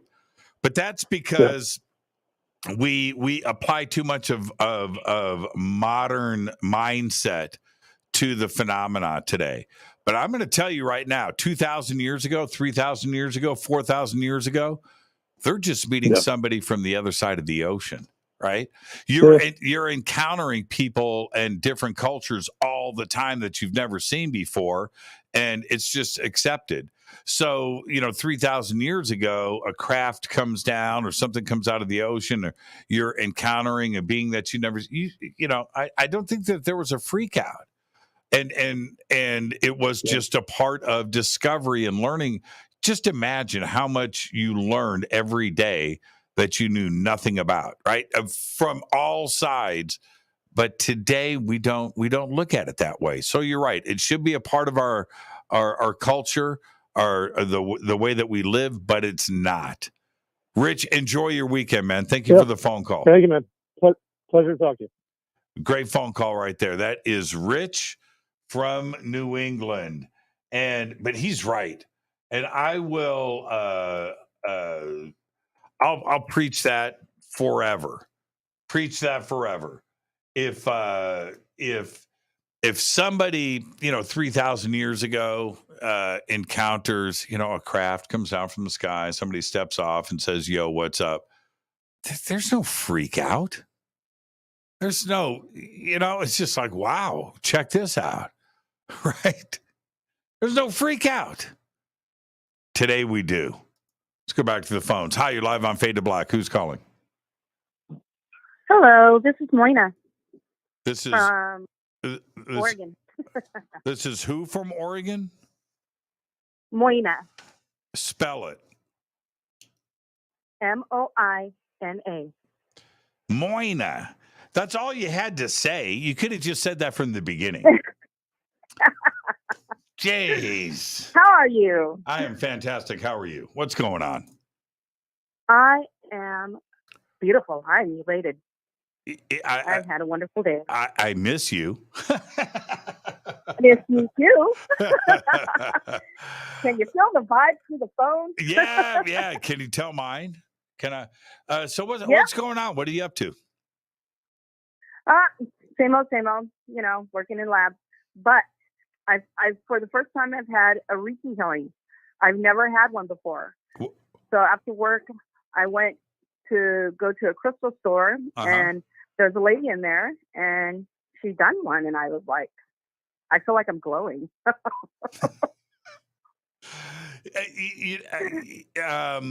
For everybody out there, I posted pictures of the two of us. Man, how long ago was that? Maybe, that was almost a year ago. Yeah, a year ago. Yeah, that feels about right. So everybody may not remember, but we had a great weekend. It was amazing, and and introducing you to everybody. You went straight to the A-listers. You know that, right? You were Yes, sitting I did. you were sitting at the A-lister table. You were talking to the A-listers, and I just couldn't wait to introduce you to everybody. And I remember you were sitting with Linda Moulton Howe and I one night. You remember that? Yes. Yes, I do. And how we messed with her, and she still talks about that. By the way, Jimmy, how did you do that, Linda? That's just it was a gift from my mom. That was just amazing. Well, anyway, I miss you, and I would really enjoy hanging out with you again. Are you going to head down to LA anytime soon? Yes, for the Conscious Life Expo. I've been telling everybody I meet lately about it. I mean, that was the first time I ever went, but when I did go, oh my God, it was like I was like floating on air and glowing and waving at everybody, and they were happy to see me. And I mean, the vibe there was insane. So yes, and I'm bringing friends. Oh, I can't wait! I can't wait to see what your friends are like. What do you make of when you put your educated scientific mind to these recent discoveries, with the James Webb Telescope, and because this is what you do, right? And you see this analysis about biospheres and the spectrum breakdown, and oxygen and water and carbon monoxide and carbon dioxide and nitrogen. This type of immediate spectrum analysis, right? If you're in a lab, Moina, and you do a breakdown on something, how long does it take you to get a lab result? Is it minutes? Is it an hour? Oh, it's minutes. It's minutes, right?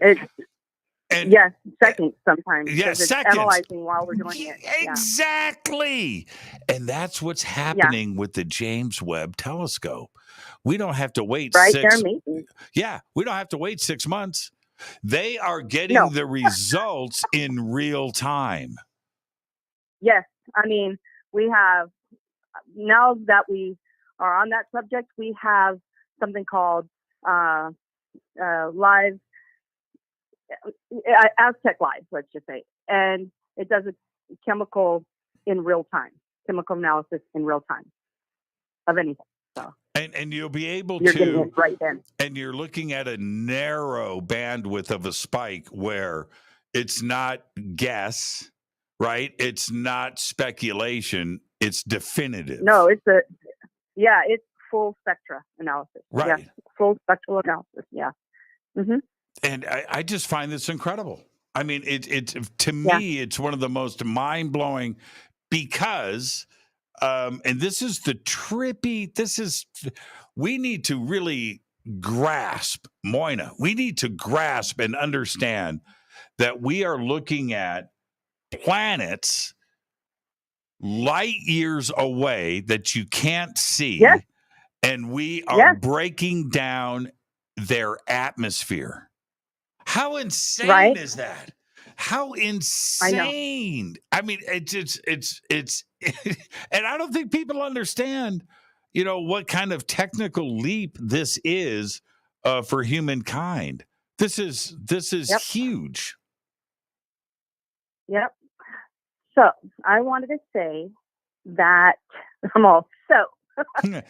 I wanted to say that I really liked the Sasquatch week. That was awesome. Yep. I listened to that nonstop, and then I was in Portland. And I was at the airport, and they have like Sasquatch like painted on the walkways and painted on the elevator, walking towards the elevator and stuff like that. It was pretty awesome. Yeah. Then I started seeing Sasquatch like everywhere. I know. Isn't that funny how that works? Right. So you do Sasquatch week, and then you realize how many times a day, no matter where you are, you'll see Sasquatch everywhere. UFOs and aliens, and I say this a lot, but I don't think people they think that I'm joking about this. The alien, the UFO community is big, and it's fun. It is. The It's worldwide. the Bigfoot community is ginormous. That's right. That's a real big community, and it dwarfs the UFO community. I mean, just completely dwarfs it. Have you had any sightings up there in Oregon yourself? No, but you know what? I feel so when a guy called in not too long ago from Grants Pass, I'm not too far from him. I live like 20 some odd miles away, but up in the mountains. I live on the top of a mountain, and my backyard is a woody area. So sometimes I feel like, you know how you feel something staring at you? Yep. I feel that sometimes, and I hear weird stuff out there. Yeah. Yeah, it's you know when you're being looked at. Yeah, when you're being watched, I could swear to God that there's somebody in the woods back there but I have a creek that runs behind my house, and then beyond that is the woods. There's nobody. I was telling the story about the squirrel today, right? That I videotaped, and it was last week. I'm outside on my front porch, and I was sitting there. I was doing my. I think I might have had my phone with me, and I'm outside taking a break, and I'm looking. I'm like, I'm being looked at. I said that to myself, and I look up into the tree, and this is up. This is up in the tree. This is not on the ground. This is in the tree leaves. And I look, and I'm like, okay, what is it? Where's it at? I see the squirrel head, these two eyes, just a little bump on the side behind the tree, right? Looking at me sideways like this. I went, you sneaky, but I felt it. I felt it. I felt it. I had to find him. He's all camouflaged but I could tell.